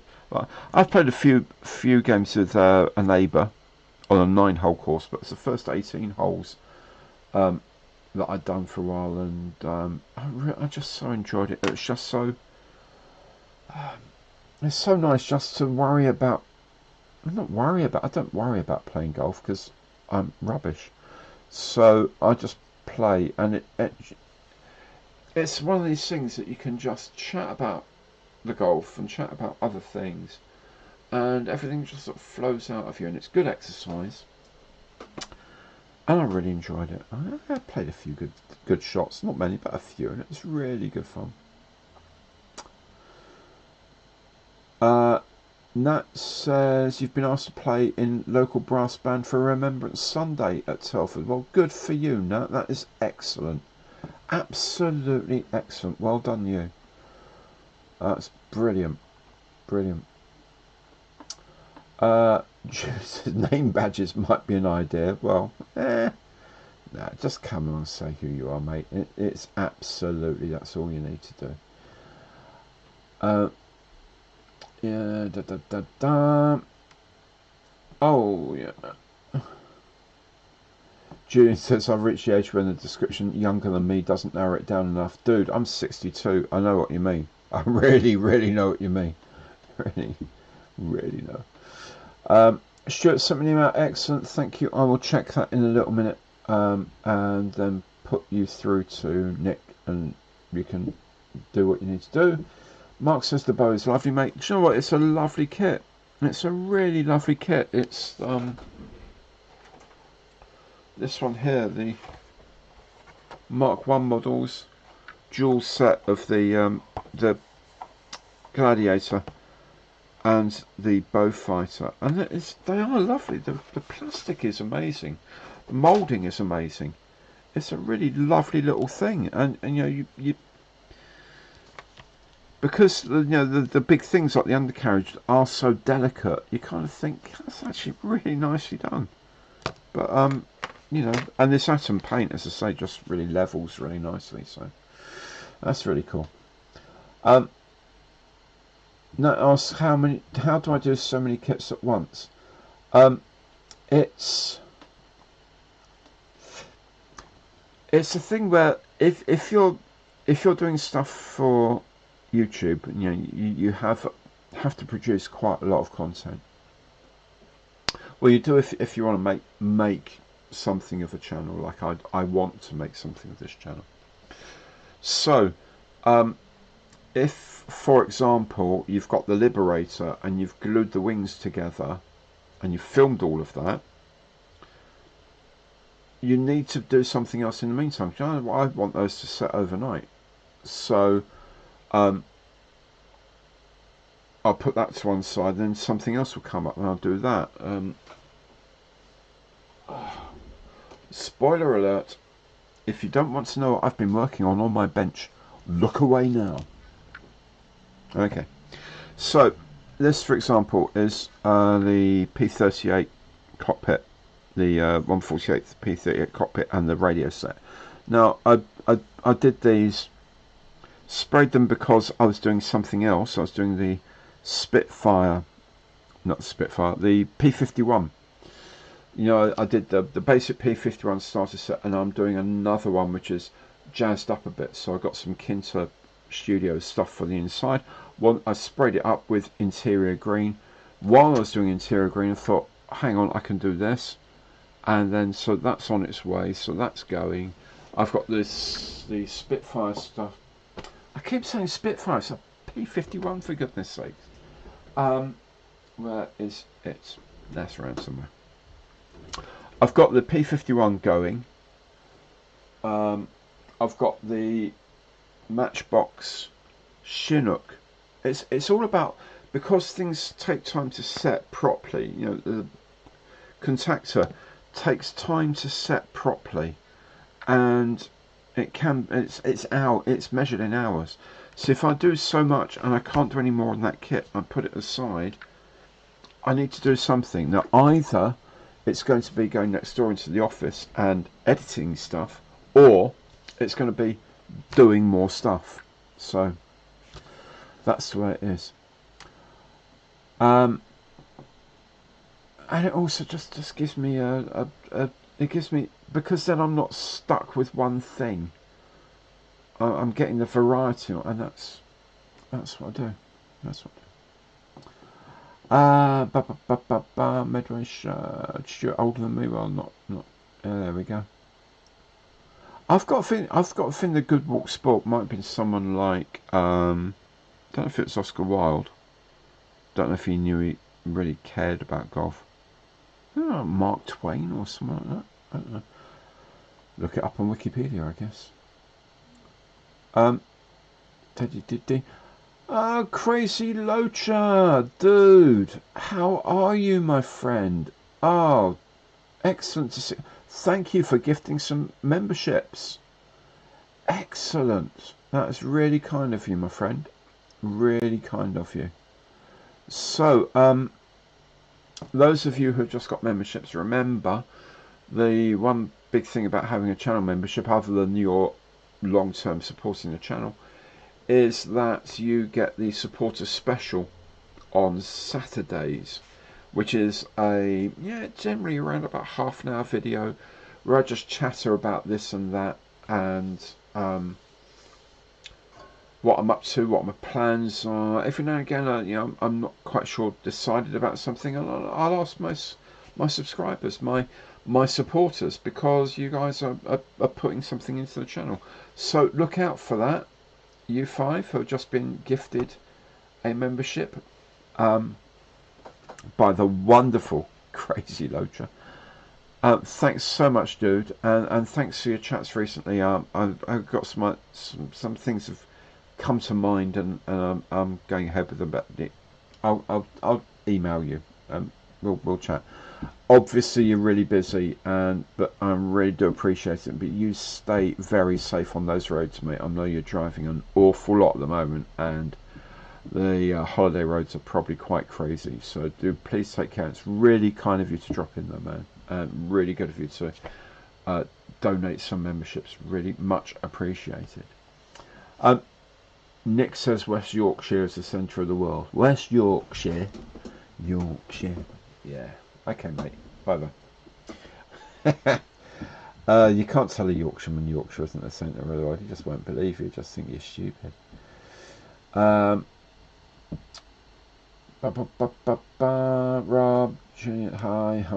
hi.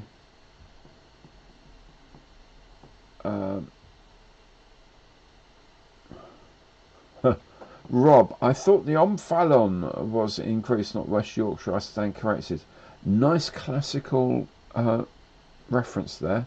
Well done.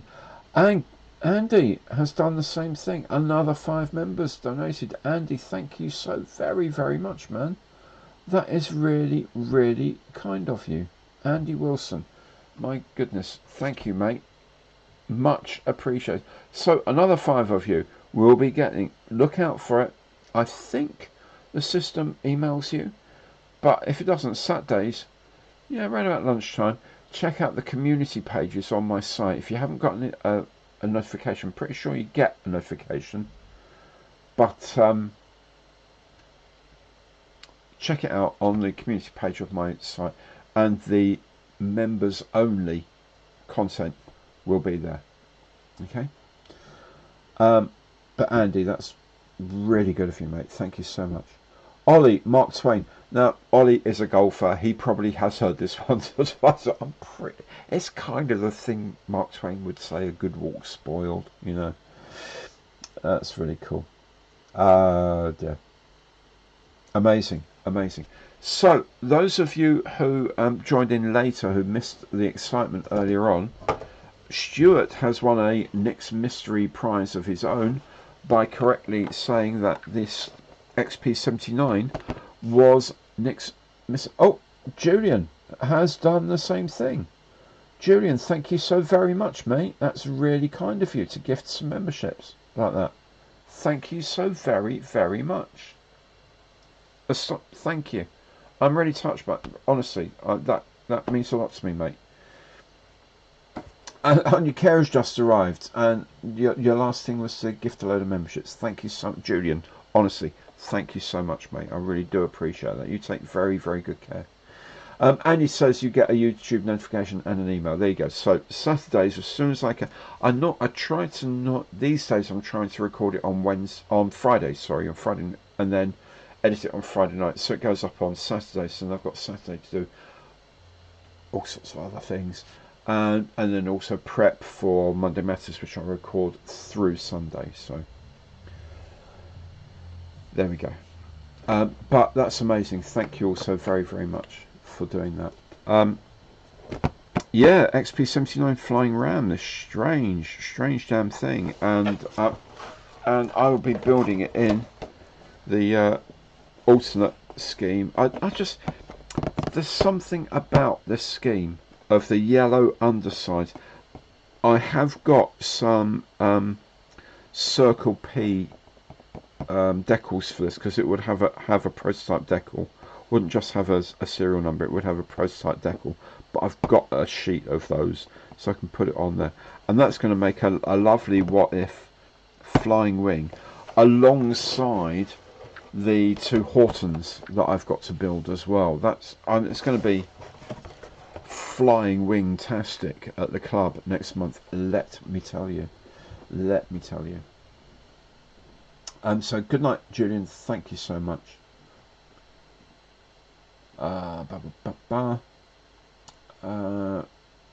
Really, it is, James. You're absolutely right. It's a really kind gesture. Thank you so much. Yeah. So there we go. Lovely kit to do. Equally lovely kit is this. You know, this is touch dry already. That's lovely colours. These Atom colours. I do have a set of the new AK pens on the way as well. You know, the AK acrylic painting pens. Got a set of those on the way. I thought I should have a look at those and see how they go. So I'll be having. I've got to shoot some proper reviews next week. I'm backlogged with reviews, so I've got two types of paints. Jaws, I just missed him. I just said just this moment ago, just a moment, literally. Jaws, it was this, the XP-79B flying ram, swept wings. Bonkers mission is ramming enemy bombers, and keep doing the wrong out. And it says here RE Farnborough 1946. So there we go. Clever stuff, eh? Absolutely amazing. Yes, so yeah, I've got to review ammo paints. I've got to review ICM paints. So I've been using those a lot, especially on the Marauder. I'm doing the Marauder essentially purely with ICM paint, which is actually not a bad thing because the paints are lovely. The colours they need to do more colours, and Valeria says they are going to exchange the colours. And incidentally, she also pointed out they have just agreed a distribution deal in the UK for the paints, so you'll be able to buy individual pots of different colours. There's 80 or whatever colours in the range at the moment, but they are going to expand some. Some are going to be because they can just mix a couple in various combinations, various amounts, and it will produce a third colour, which is about right. A lot of the RLM colours I suspect will go that way, although a lot of them also aren't described as RLM colours, although they actually are pretty close to RLM colours. But for example, this olive green that they use, they suggest for the interior, it's not that far from American sort of chromate green primer, but not 100% interior green. So there's things like, and I think they need a rich yellow. They don't do a really sort of, actually they don't do a proper RAF trainer yellow, really sort of sunset kind of yellow. They don't do one of those at the moment. If I ever need that, I have to mix their deep yellow, what they call deep yellow, with orange to get it down to that. So they need that like RLM yellow. There are a few other paints that they really should be doing. So, but they Valerie says they are going to expand the range, and that's fantastic.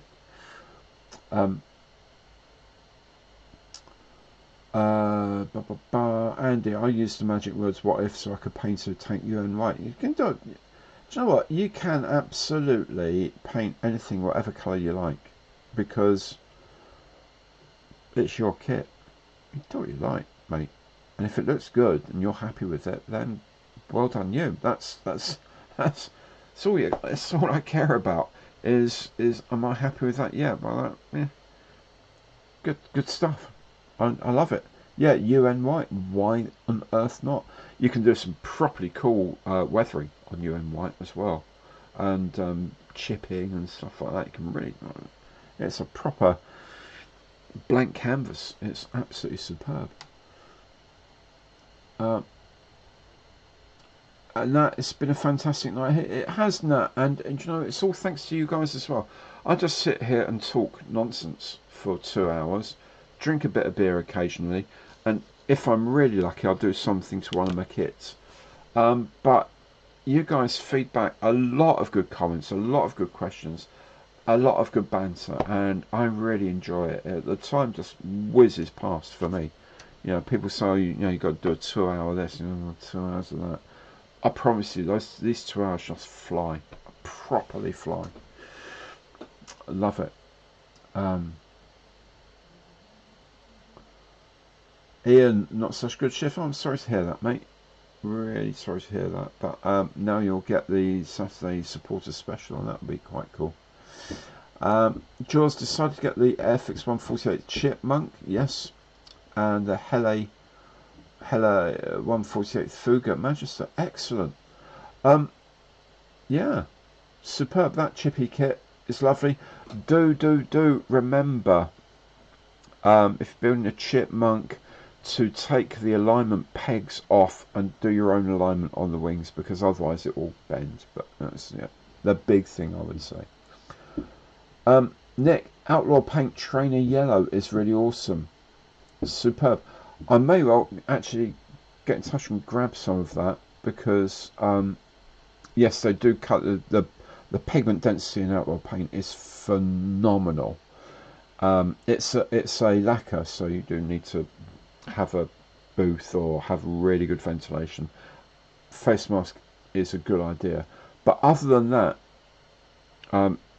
it goes on so quickly as well. And I did reviews of them a little while back, a year or so back, and the paint goes on so quickly and so well, and you can mask it like 15-20 minutes later. You can mask it. It bonds onto the plastic so strongly. It's astonishing stuff. Absolutely astonishing stuff. Stuart, chat and banter been too good to absolutely build anything. You're right, it is.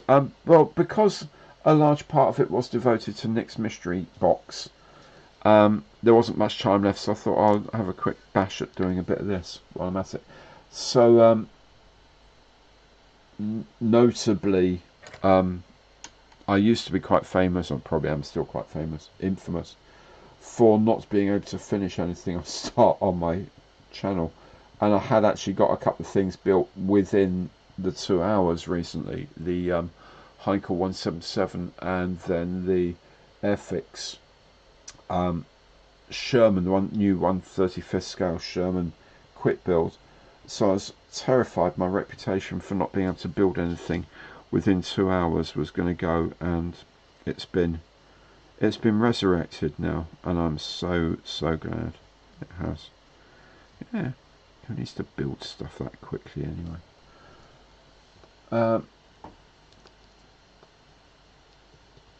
Joe, oh thank you, mate. I'm just really glad you like my channel. I know I'm glad to be able to help. And if it's help and encouragement, and that's what you get, then I'm a very happy person. Because everyone needs support, and everyone needs encouragement. When you start back into this hobby, you pick it up for the first time, you all need encouragement, and you don't need patronising. You don't need people saying, "Oh, that would be good, but if only you did this." You guys know me. I'm a really strong believer in, if you build something, you put it on the mantelpiece in your house. Someone comes and says, "Did you build that?" and you say yes, and you're proud of it. Then that is a great model. That's all it means. That's all you have to do, is make kits so you're happy. You won't get in the competitions and all that, and that's grand too, and be judged by other people. But I can't be doing with that. I'm too insecure for that, and I don't think that's not what I do modelling. That's why some people do modelling, and I respect that, because some of the stuff I've seen in competition has been absolutely awesome. Indeed, Raf Sikorsky down at my local club has won the national thing at Telford. He won the senior prize gold medal at Telford a couple of years ago with an astonishing scratch build kit. But it's just not me to do all of that, you know what I mean?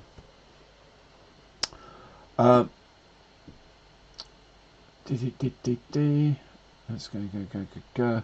If I talk to the FX guy, can you suggest I'm doing a modern RF ground support set? Actually, that's a good idea. They're not great at doing figures, mainly because they can't do them on their CAD system isn't really set up to do figures. It is set up to do stuff, and they tend to get figures designed by someone else that costs them a lot of money. But yes, I will put that through to them and suggest that they can do that. When's the bucket filter video? John Stewart, I'll work on that this weekend, mate. You're the second person to ask about it. I have got the videos all shot, just needs editing and some top and tail video to explain stuff. But I have to say, it's working so far brilliantly. If you don't know what the bucket filter is, it's essentially the outlet from your spray booth. Normally you try and put it outside, but my spray booth is way back there and my window is over there, so it's just too far away. But on the Barbatos Rex website, he was talking about making a filter, and I've built one and it works, where you have a bucket with a lid. The crucial thing is it's got a lid. So a bucket with a lid, drill a big hole in the lid for the exhaust port for your spray booth, so you've got the filters on the spray booth, but everything else goes through into this. You put water in the bucket, you've got a lid on the bucket, and you drill some holes in the lid because the air's going into the bucket, needs to come out again, and you put a ring of charcoal filter material around there, and it sounds really Heath Robinson, and it is, but it works. It works so well. I mean, mine's over there, and I turn on the extractor and I can't smell the paint that I'm spraying right in front of me. Acrylics from there.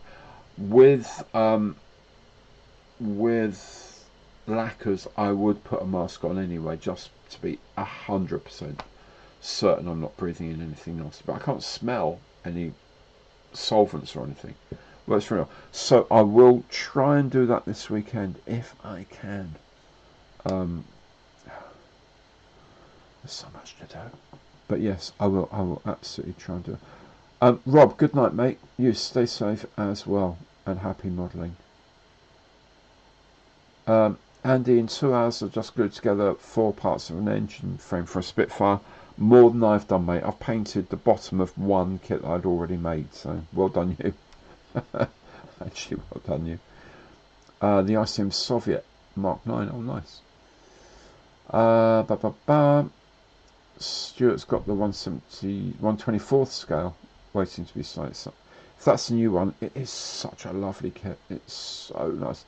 That's probably one of my favourite things I've ever built for the channel, was the 124 Spitfire, because I did converted it to an FR9 from the F9 to an FR9 with put a camera in the back and opened up the camera port and stuff like that. Painted it pink.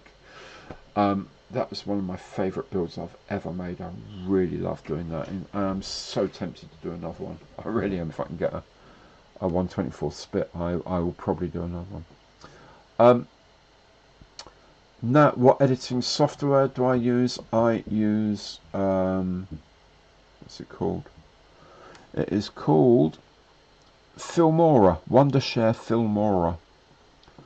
I am going to try and go onto the DaVinci software, but I need to DaVinci Resolve because it's a lot more sort of free source and open source, so there's a lot of stuff developed for free for it.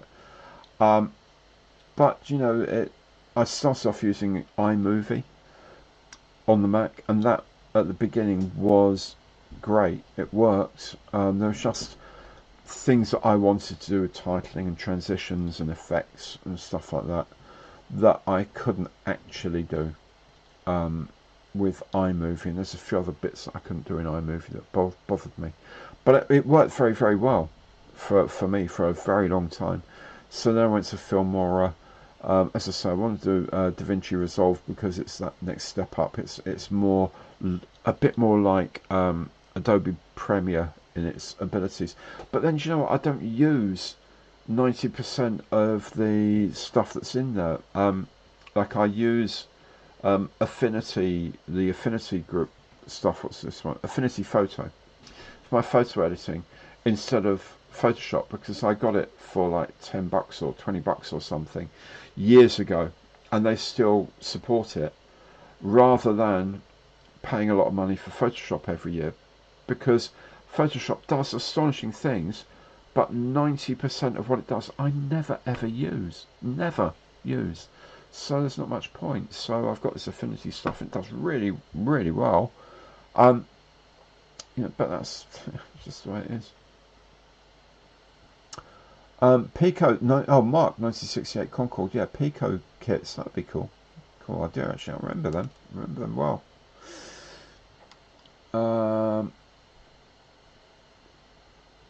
The bucket sounds the same as a filter for a fish tank.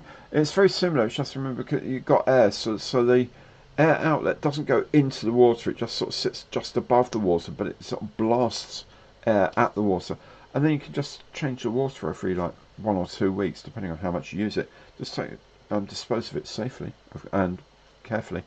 Put some more water in and put it back on again, and it works again. And every now and again, change the charcoal filter over the outlet. And of course, you've got your filter in the airbrush booth that you do need to change and wash and whatever. It's good. No, yes, it is good software. Ollie, yes, good night, matey. See, yeah. Oh, I'm looking forward to having a look at the camel, the Sopwith camel you built. I've seen that on Facebook. Looks absolutely amazing, mate. So yes, looking forward to seeing that. You'll have a few things of mine to have a nose at. I'll certainly bring along the Rotodyne, and I'll see what else I've finished by then. I hope to have a few more things by then.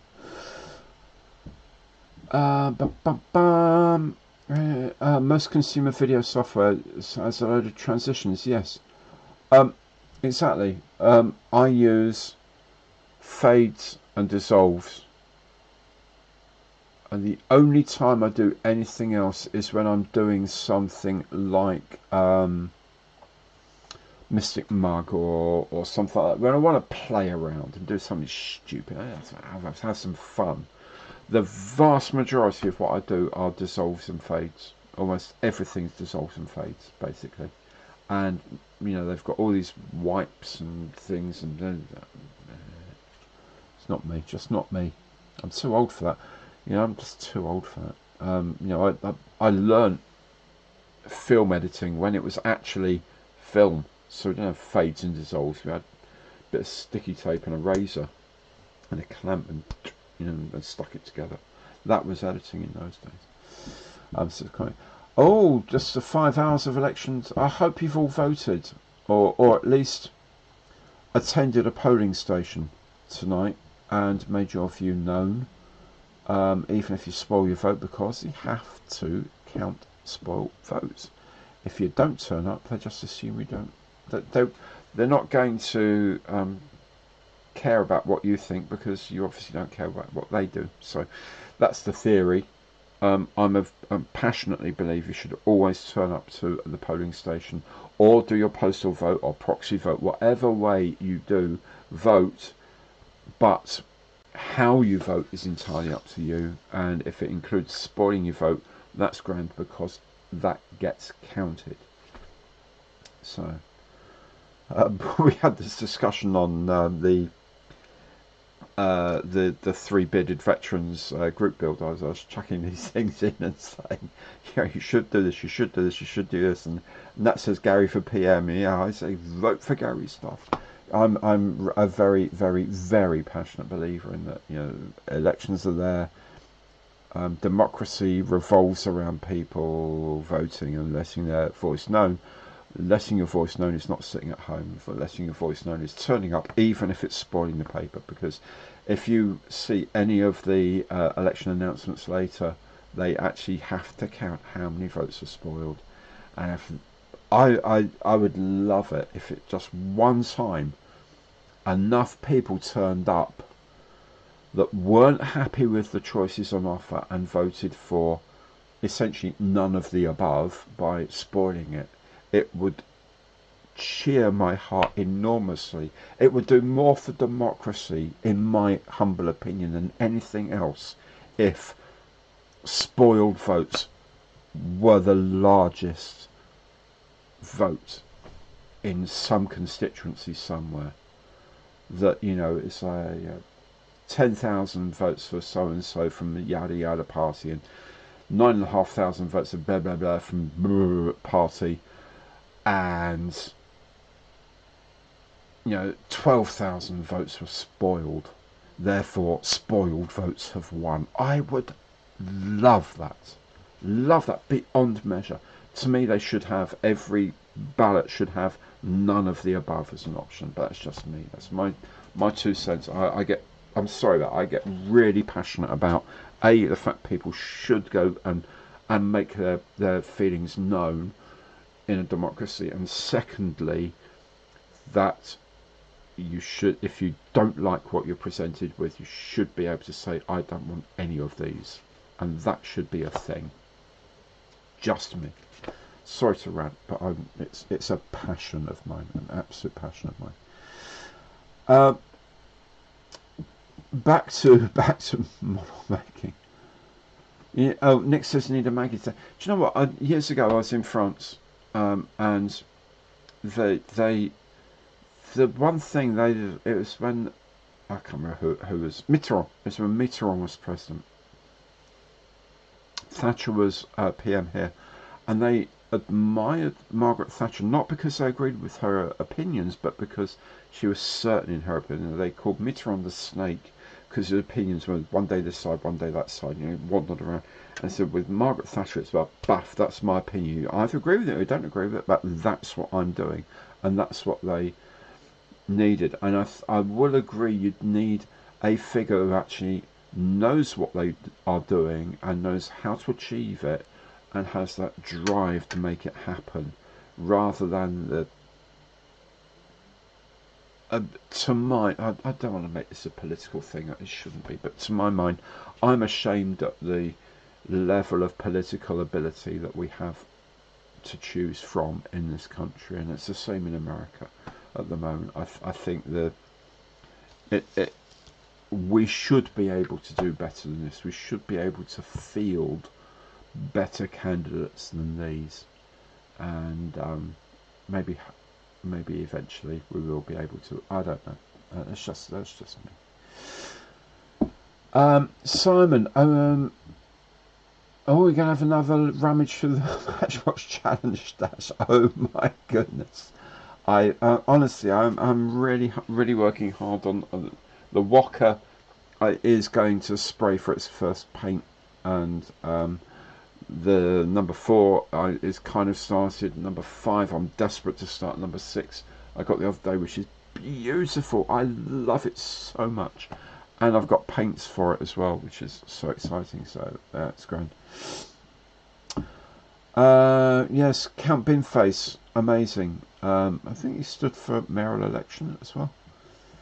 Yeah. Yes, I remember boasting at Boatface. Yes, I remember that as well. That just sort of spawned the whole stream of something faces, didn't it? It was really very, very. James, good night. Good to see you, my friend. Nick is stirring it up. Simon, make it a really hard one to challenge Gary. Do you know what? The Walker is a challenge only because the kit wasn't brilliant, and it's something that has taken quite a long while. And now you're thinking of rigging. Oh, jeez. Yeah. Thanks, Nick, mate. Yeah, whatever. It's going to be something funny, though. It's going to be hilarious. Absolutely hilarious, whatever it is. Yeah, Andy, politics have become a career rather than a calling. There's a book written by Thomas More back in the 16th century called Utopia, where he visits, and it's a bit like a kind of Gulliver's Travel something. He visits a place called Utopia where they have these ideals, and one of the ideals was that anyone who wishes to achieve political office is automatically barred from it. So the people who became the politicians were the people who didn't really want to be there, but did because of the service to the country rather than because they wanted to be a politician. And I just thought, yeah, you know, that's an ideal to which we can aspire, but we'll never achieve, obviously. But yeah, you're right. People are career politicians rather than people who have worked in various other areas and understand the real world, don't get involved with spin and blah, blah, blah, and just want to serve their country by being part of the government. And I wish we could get back to that, but I don't know when the last time it was like that, but it has been quite a while. Yeah. Yes, lol, Nick Johnson. Yeah, very, very funny, mate. Nick no, Simon says, yeah, lol, they're all challengers because of their age. Yes, they are challengers because of their age. And Nick says, no problem, Gary. Hey, thanks, Nick. Seriously, mate, you're an absolute gem. You do what you like. You do what you like. Michael, the Supreme Walrus, the Strand Ra, don't give them ideas. That's a monster, and that would be a lot of rigging. A lot of rigging. I've got a walrus, actually, a 1/48th walrus I need to do at some point. I'm really looking forward to that. Mark at CT Scale Models is doing a mask set for it, so that will give me the impetus. Nicholas, are you doing a review of the new gallery airbrushes? Yes, I am going to. I'm doing them more from a living with using, because I actually do the Mobius airbrushes I use pretty much every day. I use either the GHAC 98 or the Swallowtail for the big area things like big priming or large areas of finish coats and stuff like that. The two Mobius brushes, the 0.2 and the 0.3, are my daily go-to brushes.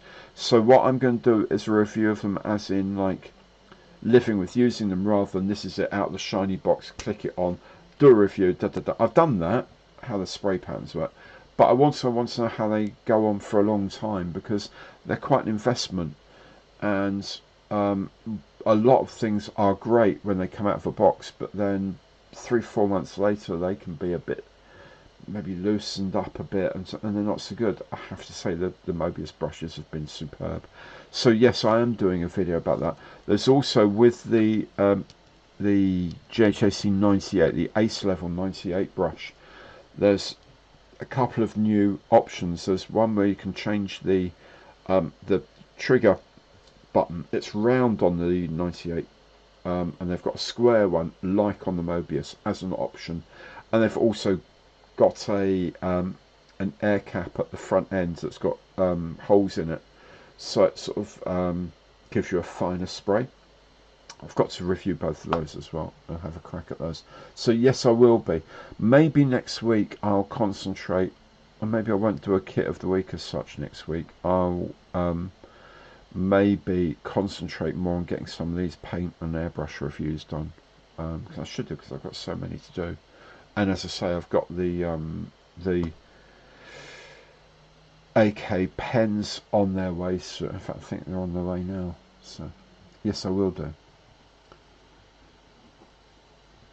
Change of manager tonight. Yeah, it's all same old, isn't it? I think the disconnect with politics in the country is very sad, because let's face it, it affects us all, but slightly inevitable, given the quality of politician and the quality of policies that are presented to us. There we go. Look, it's 10:10, so I'll leave you to it. Thank you so very much for joining in. Thank you especially to the wonderful people who've been donating memberships tonight. That is so kind of you. Those of you who have received a membership, those who are already members, do remember to check out the Saturday supporters special, which I hope you feel is worth your investment to do that, because it gives a longer term stability of investment to the channel. For things like buying the new paintbrushes, and I had to buy some new lights because someone broke them. No names, no pack drill. So I had to get some new lights. These all adds up. And later on this year, I'm actually moving my whole thing, and there's going to be one or two things I need to do. But anyway, all of that helps so very, very much, and I really, really do appreciate your support, all of you. However the support is um, is manifested, whether it be financially or with sending me stuff or just being there and supporting what I'm doing, it really, really, really is amazing. So thank you all so very, very much. Do come back for Monday Matters, of course, next Monday, and everything else on the channel. Oh yeah, don't forget the raffle. Thank you, Stuart. Don't forget the raffle for the ICM CH, the Tahi CH54A set. That's open for just over another week, so don't forget that.